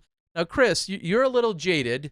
You got ran into by someone recently, and you've suffered a long-term disability due to somebody plowing into you. Now, if that was a 16-year-old on their first day of their license, I could understand why you would feel I remember being very nervous because where I lived in Appleton was kind of on the outskirts. So it was right off of Highway 10, and it was kind of like a country highway. So I would exit my driveway, and there were a lot of semis that went back and forth. So I remember that first day that I had my license, and a semi was coming the opposite direction at me, even though clearly I'm in my lane and it's in its lane. Just feeling the wind push my little car when I was actually driving, as opposed to not paying attention when you're a passenger. I remember like my palms sweating and being so nervous that I was it was gonna blow me off the road or something dumb. And it took me a good 10 minutes after I got my license, even though I had been driving for 6 months with other people. This was the first time on my own. I think this was literally one of the first times I drove by myself, and it being nervous. Now, Chris, I can understand saying oh, there are people that don't think you should have your license until you're 18 maybe, or for whatever reason. Yeah, and I get that. I understand that. Some think that's just too young in general. And then, I wasn't about to debate policy over it all, which I know a lot of people then want to have that transition into. I was just asking the question, should you or should you not go on your 16th? And if you don't pass, does that somehow then ruin that entire 16th birthday? Disc Golf Strong, Seth is out on the board. Good to hear from you. Seth recently, I don't know if this is a secret or not. Don't spill it then. But Seth sent me something that I have to check. I got to click or download something. And he's got something in the works. And so I can leave it at that. Okay, and I've done all of that. Oh. So okay. We'll take a look. Well, when we know more, we'll pass it on. But Seth from Disc Golf Strong is out there on the board. Good to see you and hear from you. Darren says, what's up? Did you read the David Goggins book? Or even heard of him? That must be directed towards Seth. David Goggins, I'm guessing, is some sort of fitness advisor of some sort. Maybe not. Yeah, Disc Golf Strong says it's a secret. But when it's not a secret, you know where to come. Right here, Smashbox. That's right. Ignore those Disc Golf Answer Fools. You want to come here. Is that what they're changing it to? Disc Golf Answer Fools? That's what everyone calls them, right? Is it just me? Oh, I don't know. I own the website. Speaking of dynamic discs and our buddies over there, did I see AJ Risley, Mr. Waffle himself? 2-year extension for him, and I believe Zach Melton got a 3-year. So Zach's worth more. Zach's worth more important with better hair. Well, I guess we don't know that. What if AJ, let's just say 2 years at $2 million a year? True. And Zach getting at 3 years at a penny. At 50 cents a week. and a razor. That's all he gets. So we don't know the numbers behind it. But I'll say that, yes, I think it's kind of interesting how the decision goes into that, a 3-year versus a 2-year for AJ versus Zach. And that's something maybe we'll talk with Robert McCall at some point and try to dig that out, even though he'll give us, I love Robert, but when it comes to something like this, he's going to give us the standard toe the company line answers. Everybody is different. We take each individual person into account and weigh their pros and cons. And people have feelings. Yeah. Gosh. Yeah. Come on. I did determine today that Robert, Bobby, and I, the last time we all threw up was in Emporia. Wow. That's disgusting. Yeah, well, there was a lot of talk about that in the pre-show today. The Disc Golf Answer, man. Wow, some pretty strong words out there. That I'll repeat it. Darren LeMay is saying that David Goggins is the greatest human alive, which is interesting. Is that interesting that you nor I don't know? Have never heard of him? He's an ultra marathon runner. Is that what I'm seeing? I'm going to Wikipedia. Sounds like a guy with too much spare time on his hands. Yeah. Military career. Gosh, what a charity. The first two things are military and charity. Psh, what's this guy? Who's got time for that? When does he do a 4-hour podcast? That's what I want to know. If you scroll down, it's probably every day. No? Yeah, when he's marathoning. I mean, come on. All right. Yes, John Brown asked, and I did want to bring that up. Oh, I'll bring it up right now. Okay. Perfectly prompted. John Brown had asked if I got to try any AGL discs yet, and you did a mini review, and I like the feel of them, John Brown TV says. I did not, because when I got home from the weekend, I had a small little care package from AGL Discs, so here's your shout-out, AGL. Not that you asked for it, but I'll give you one. I appreciate it. They sent me 3 discs. 2 of them were not AGL, but they have AGL stamps on them, so above ground level discs. This is one of them. Is that what we're giving away this week for Patreon? We can, yeah. We'll give this one away because he sent me 2 of these. So one I'm going to keep and possibly throw, but then this one I can give away. And then he gave me an AGL disc to also go out and throw. But we can give this one away and spread the love around, so we appreciate it, AGL. I've got this for you. This is actually, I believe, I guess I'm confused. No, if this is an AGL, is this an AGL disc? I'm so confused. Either way, we've got something to give away by our friends over at AGL. So that's what we'll be doing tonight, and I'll send it out. We'll get that sent out. And speaking of which, I think since returning from my trip, I've got 3 or 4 things to get sent out. And I've got an update on our Patreon discs again. Awesome. I had submitted, a couple weeks ago, I submitted the artwork. They had approved it. And then somebody went on vacation. And then he got back from vacation yesterday and said, yes, your order submitted. The stamp is done. The order submitted. I think they'll just show up now. They just have to, like, literally stamp them. Yeah. I wonder if we got a discount if I drove to Emporia and stamped them myself. Probably not, because they'd probably all be bad. Oh, I'm a great stamper. Mm. They call me the hot stamper. Word them up. Oh my God, no. Some other news that we saw: Eric Oakley signs for 3 years.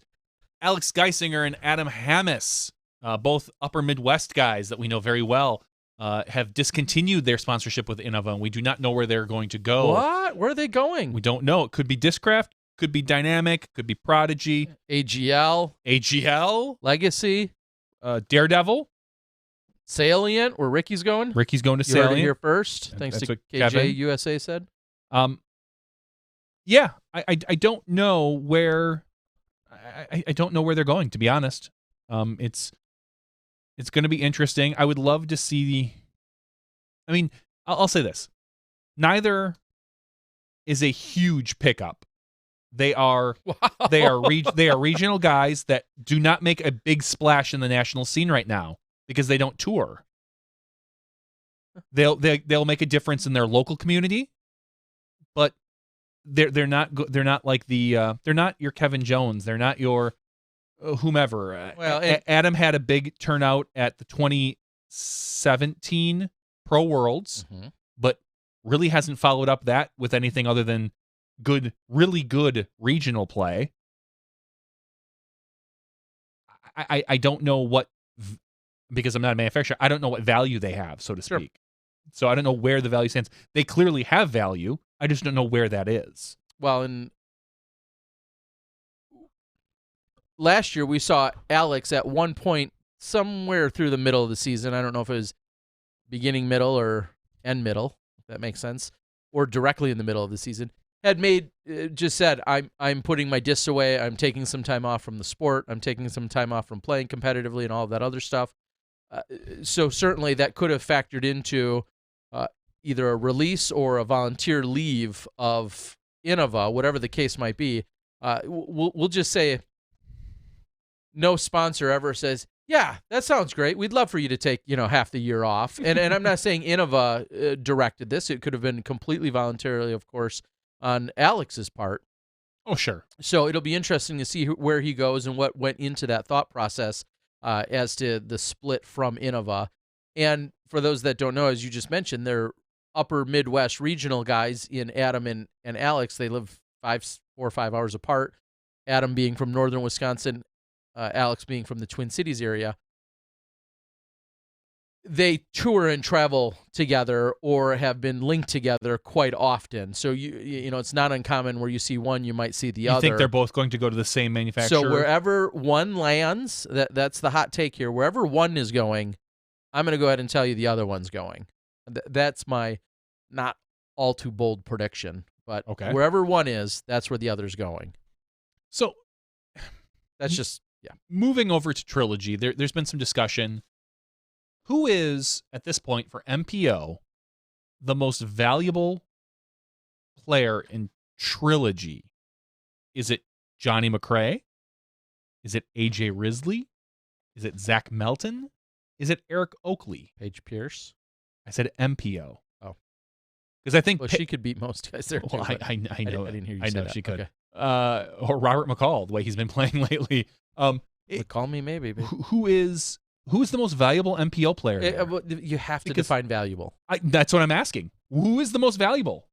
I mean, but valuable in what way? I mean, social media wise, covering, selling discs, winning tournaments. I think you have to quantify exactly what value you're talking about. You define it. I mean, because me. right now, who's winning, or I think has the chance for winning the biggest events. Who's most off of that lineup still has to be Johnny McRae. Okay. If you said out of, I'm just going to make up a number and say 100 Trilogy-based players, which one has the highest chance of winning the World Championships or the Pro Tour, assuming they all compete? Mm-hmm. Who would that person be?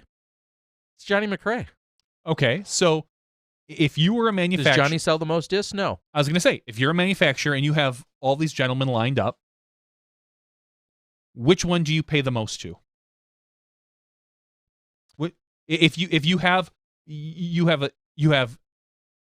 6 or how many players there? 4. You have 4 boxes. One says $1,000, one says $750, one says $500, one says $250. Not necessarily what they're valued, but you have to organize them and put them in a specific order to this particular company. Monty Hall, who gets the best box? Who's worth the most to that company? I mean, I'm putting you on the I was spot. just going to say, without knowing all the details, it's hard to say that. And I would... I know, because you don't know disc sales and stuff like that. Not just that, but I would also almost cop out and say, if Eric McCabe is going to put in 28 world-class courses next year... Eric McCabe doesn't count. I'm talking about touring players. Oh. I'm talking about those... You get Eric on the show and you tell him to his face he doesn't count. Okay. Jerk. He's smaller than me. What's he going to do? Crawl up me? Still beat you up. Nah, I don't think so. Yeah. Oh, yeah. No way. Yeah, Eric McKee beats you up all day long. I don't think so. Dude, do you know how big I am? I don't care. I sit on that guy. He can't move. No. He's gone soft in his old age. Yeah, the 2 weeks older he is than you. I know. Or younger than you. I got the reach, Joe. I'll just hold him like, the cartoons. I'll hold his head and swing. It just depends on where you're valuing the online social media type stuff versus just sheer winning tournaments, because Johnny McRae will have the best record if he's playing at all those events. He's going to have the best record for playing if they all went to all the exact same events, he will likely have that best record. If you're more concerned about who has a bigger social media following and may or may not move discs, you look to Eric Oakley has the Felon, which isn't, in my opinion, and I don't claim to know it all, but in my opinion, I think the Felon is a widely used, very popular disc, regardless. It's very of it having Eric's name on it or not. So that's where I don't think you can necessarily even place value with who moves disc, because if you have a highly sought after disc, no matter whose name is on it, and that's not ripping on Eric, of course, either, discrediting him, but I feel like the Felon's going to sell really well no matter what. It's the same argument I had with why you wouldn't put Macbeth's name on a Buzz. What's the point? Exactly. A Buzz is going to sell. It's going to sell anyway. Or the name that does or doesn't go on a Destroyer. The Destroyer is going to sell on its own. Do you need someone out there pushing it? Probably not. And someone did mention Jordan Castro should be in there because he is one of their best MPOs. He seems to be pretty consistent. And I think they're all kind of at this. I think Zach Melton is Johnny is the best player. But I'm going to leave Johnny out of this. Johnny is lat 64. So what? So you just got to say I did. Trilogy. Correct. And I'm going to step that back, and I'm going to say, and I'm going to go with just Dynamic because Johnny is really the only guy left at lat, and they are separate companies. Patrick Brown. Again, Johnny is the only person. Wow. You said it. I did. Let's look at DD in general, because I think Johnny is heads and shoulders above everybody at Latitude. He has the following. He has the pedigree. It's just the way it works. But I'm more interested, I guess, in Trilogy, or not Trilogy, I'm sorry, in Dynamic. I keep wanting to say in Dynamic, because you have all these guys that you can weigh in different aspects. I think Zach is probably the best player consistently. He seems to finish higher than the other guys more often than not. You've got AJ, who has a great social media presence, is doing commentary these days, and we've seen how valuable that is. You've got Eric Oakley, who is doing all this great social media with Tina and really promoting the brand and going around and doing these clinics and stuff, and they all have a different value. And I am really interested as to if someone, maybe as I put it on you, were a manufacturer, how do you value these things? How do you give and rate somebody 3-year contract, 2-year contract, signature disc, this and that? It's such an interesting position to be in. Because I'll say this, Johnny McRae wins, and he runs some clinics and stuff, but he doesn't have much of a social media presence. He's not the guy. That's not a focal it's not point his for thing. him. Yeah, correct. I totally agree with that. And then, interestingly enough, also Bobby Musick, specifically with Latitude, but Bobby Musick is... Bobby's unfortunately kind of been off the scene for the past few months. He's engaged, man. I know he's getting lady now. Like, those women just bringing you down. We've seen it time and time again with all the ladies. I mean, look what happened to your career with your wife over there. I was a solid 950 rated player, and then I was at one point like 960, and now I'm 912. I'm just saying. Yeah, I tell you. Just saying. My goal is to get back up to 950. All that child raising you've been doing. All right. Well, I don't know where we go. So no. Let me ask you, as you personally, what do you think is more important, winning or following? Social media versus winning. I think right now you do not need to win. I think you need to be, or it's advantageous for you to be well liked and have a good following, having a good rapport with fans and fan base, which ultimately translate into customers. And winning is great, but we've proven there's plenty of sponsorships that have been dished out over the last few years, which is quite a transition from what you and I came into the sport with, where sponsorships were like 99% based on how good you are, how good you throw the Frisbee, and that was almost it. And that is not the case anymore. And I'm fine with that. It is very much transitioned throughout the years. There are a lot of people who I think are borderline terrible disc golfers. Whoa. Yeah. And have sponsorship deals, and I'm totally good with it. I'm okay with that. Like on the team, like the lower tier of the team, maybe your ambassador / street team. Are you talking like sponsored pros? There's a couple of sponsored pros that I am. That's a. Yeah, well, I'm not going to name any names. There are a few people that I'm like, really? You're sponsored? And then I think about what they do outside of their performances. Wow. And I thought what I said was a little edgy. Well, I mean, if I named names, then it would be worse. It would be worse. I'm not going to. I know. It's just clearly that's just not where sponsorship is. And I've seen a lot of debate on this over the years of people saying, oh, well, you know, I've seen, I'll use Tank. I'm not calling him out, but Frank the Tank, who was sponsored by Innova many years ago and out of Kansas City, I feel like he's one of the guys that have said, wow, you know, when I was sponsored and being sponsored meant X. Well, being sponsored meant you were good, period. A certain level of good. It helped to be well liked to be a good person. No, I was going to say it depended on the sponsorship, because I know for a fact that you got some sponsorship because you were good, but you also were an ambassador. You ran events. You did a lot of things locally, and a lot of these teams have always had that. And I feel, me personally, I think 10 years ago, had I been a big part of a community, actually running events and doing things, I could have been sponsored by some underground team. And I was, like I said, a mediocre golfer. I think there was really almost two levels. There was your local influence, and then there was your great players. Now we have more levels of gray, so to speak. You've got your local influence, you've got your social media influence, you've got, you know, if Danny Lindahl wasn't with Dynamic Disc, I think he could be sponsored by somebody based on his social media presence. Sure. Now so he's you're obviously saying he's not a good golfer. I'm saying he's a decent golfer, but he's employed by DD. Yes. Now there's 50 shades of gray. Yeah. Among all of those different levels, and at any rate, it's very different. And I guess what I was saying is it meant something very different. I'll go as far as saying if you weren't 1,000 rated, at least per Innova standards, I think 10, 15 years ago, 20 years ago, whatever it was, you almost weren't even considered for sponsorship. Correct. And that just clearly has changed, and that's not just Innova, that's everyone. And I think that's great. I'm fine with it. It provides more opportunities. One thing that I will say, and I maybe even said it last week, but I'll reiterate it because I've seen that much more of it, is the influence by someone like Macbeth is definitely loud and clear.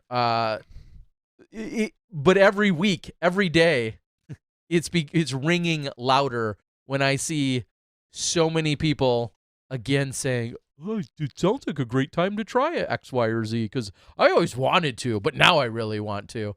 It's, oh, how convenient. Your favorite player also just switched to that company. And that's multiple companies. That's from Innova to Discraft or Discraft to this or, so-and-so to so-and-so. That's going all across the board. I'll say, I think it's just more prevalent because it's on social media now. Over the last week, I've seen a lot less of the Discraft stuff as opposed to when Macbeth was on. And I am seeing, as we're talking about on the board, I'm seeing a lot more of Simon. Simon's vlogs are blowing up. He knows, I think he knows exactly what the people want to see. He knows he knows his strong points and his strong suits, and he's feeding into it, doing a breakdown of a player's throw. Yeah. I mean, and he did a great job at it. And you see him doing, like, I think his newest one is Heiser and Heiser video. I haven't watched it yet. I'll probably watch it tomorrow. But he knows what people want to see from him. And then you've got, on the other end, you've got Eagle. And I think Eagle is more, it's a different style of vlog. Eagle is showing his lifestyle, his personality, a little more behind the scenes with Eagle, as opposed to Simon, which isn't so much, not a lot focused on Simon, and more focused on what he thinks people want to see from Simon. You're not getting, hey, this is Simon hanging out with his girlfriend and his dog, taking a walk. Let's watch what Simon eats today, as opposed to what you're seeing with Eagle. It's two completely different styles. And I think Simon right now is just crushing it. I love what he's doing because it's more along the style that I like to see personally. But I do know there's a lot of people that love what Eagle's doing too. Of course. It's showing Eagle is trying to build up. I know his big thing is he's eating like 4,000 calories a day. He's trying to bulk up a little bit, bigger shoulders and back muscles to help strengthen himself. So it's a lot of focus on that stuff. And Simon's just like, hey, I throw far. Let me show you how I throw far. Yeah, and people love that. Yeah, and that's the beauty of it. I think I even saw also in that same light, I saw an Instagram post by Kona Panis today saying, hey, I'm going to do more content and be putting it up on YouTube. So I think you're going to see a lot more stuff coming from her as well. She's always been huge in social media, and Instagram and Snapchat or whatever the kids are using these days.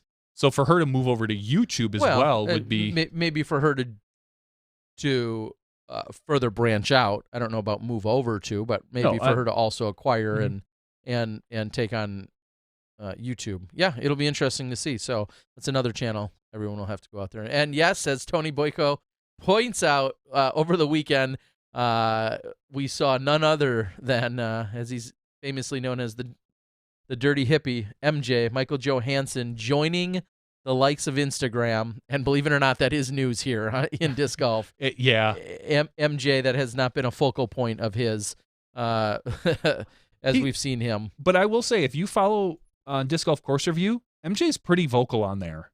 It's the one social spot I think he kind of chimes in on. There's a whole thread about him and his comments and what he's throwing, and he liked to throw jabs here and there at the whole Macbeth Discraft thing. He liked to poke his little head in there. Oh yeah, he was making fun of people and just joking like, you guys just wait and see what's going to happen. It's going to blow your minds, and kind of dropping his 2 cents on occasion. And it was interesting. He never once called anybody out, and he didn't break any news, but he liked to put his 2 cents in. And I think it's kind of his little quiet forum that he sneaks in. Just like every once in a while, you'll see Macbeth pop up on there and just make a comment, and the whole place blows up for about a day and then settles back down. All right. We got anything else in the world of the internets? I don't believe we do. Something we can't share, but I'll tease you with. Okay.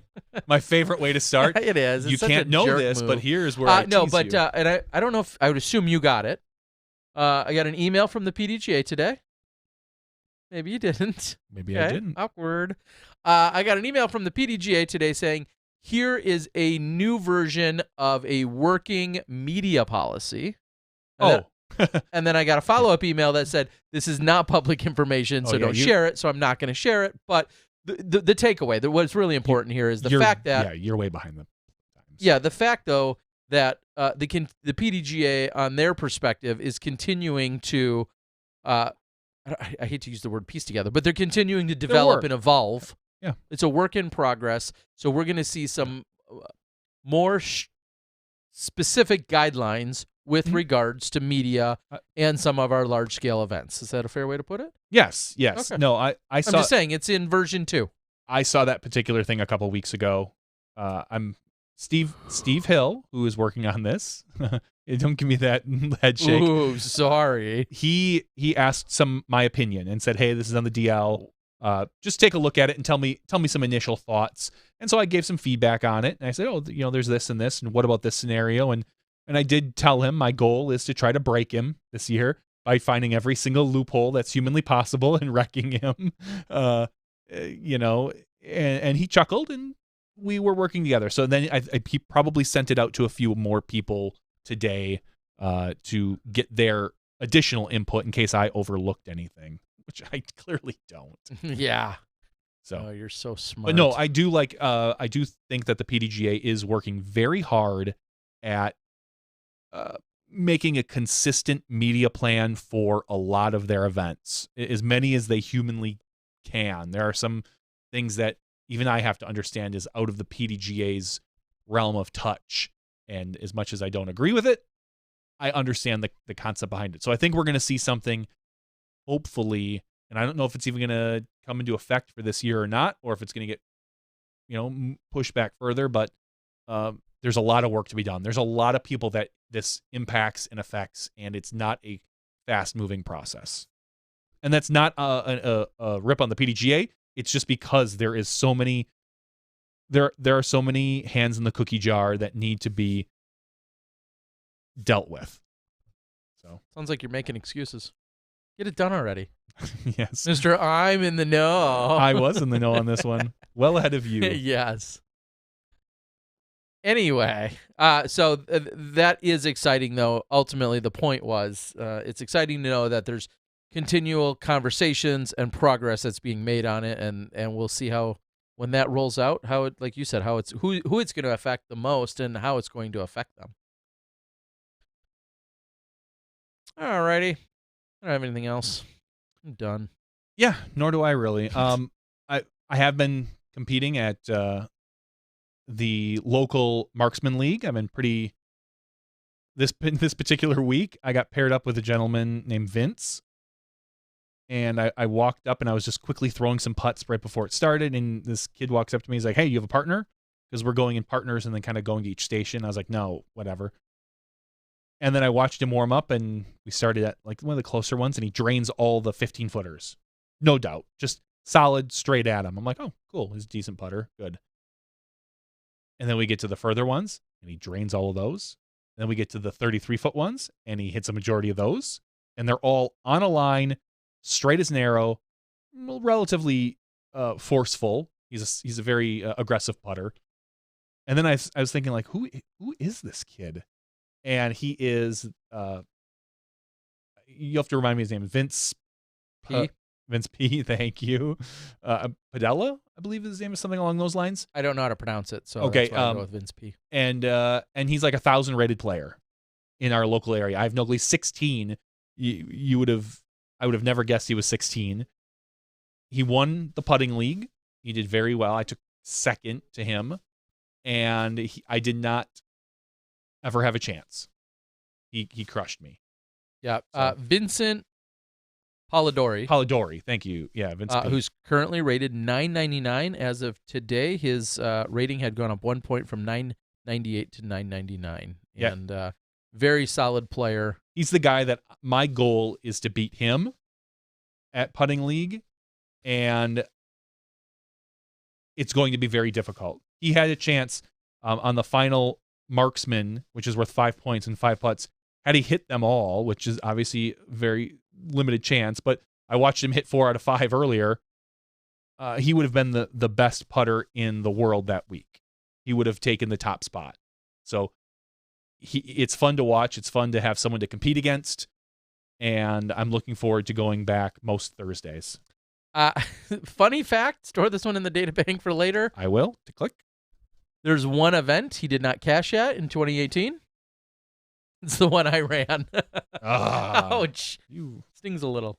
It does. It really does. It should. Well, I don't know. It's literally he competed this year in 22 events, brought home $4,445. So not bad for a newer player. He's only been playing with the PDGA for 3 years total, and he played in 22 events, cashing in 21 of them, and he did not cash at the one tournament I ran, the Skyline Classic. So that may be a question somewhere later. Speaking of questions, giveaways, free stuff, let's give something away. I think we got a Patreon giveaway to do. We do have a Patreon giveaway Let's to do. get at it. All right, so we have a Patreon giveaway. It is a disc that was given to me by AGL Discs.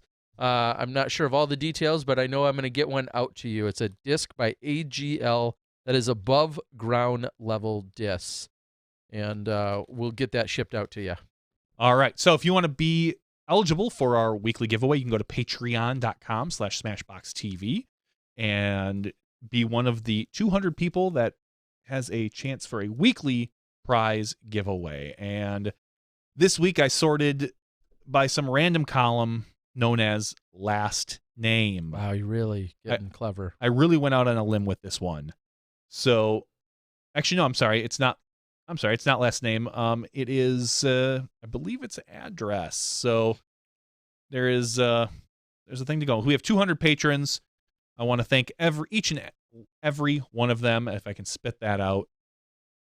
And we will take a look here. Let me get everything lined up. All right, so. Ooh, there we go. 200. Terry, do you have a number that we want to pick? Just the first one, Kevin Jones' first appearance on SmashBoxx? Sure, I'll go with that. So it's going to be the first random number that we generate between 1 and 200. That number is 103. So we're going to go down to, scroll up here, actually. 103 is Ken Nelson. So congratulations to Ken Nelson, Patreon supporter. We appreciate what you have. Terry will probably end up sending this email to you and I, get back to him with your address, and we will make sure we get your product out to you. We only have one more giveaway yet this year. Holy cow. I know. We've given away so much stuff this year. It's great. Like at least $28 worth of stuff. Yeah, at least. Or more. Greater than 28, less than 20,000. Yeah, something like that. Well, we appreciate all of the support that you guys give us for our weekly giveaways and for everything that you do as part of the Patreon program, even if Patreon is in hot water. What was the quick headline that you read? I don't know. Somebody what I saw was a discussion about eliminating certain accounts, and then some guys said they were going to boycott Patreon because they felt there was something too political involved with how they were going about some stuff. It says here Patreon is purging out some far-right figures, but that was from like last week. Some people who they feel are sponsoring some hate speech and things like that I know they were cleaning out. And so there was one of their huge Patreon supporters who supported a lot of different pages. He pulled his funds and is maybe creating a new version of Patreon. Nothing I'm really worried about. We're not a political one. I have no real Patreon runs their business the way they do, and I got no issues. Wow. We appreciate all of you guys for the support. Next week, if we're here on Wednesday night, we may have some special giveaways, being the Christmas in the Christmas cheer and all.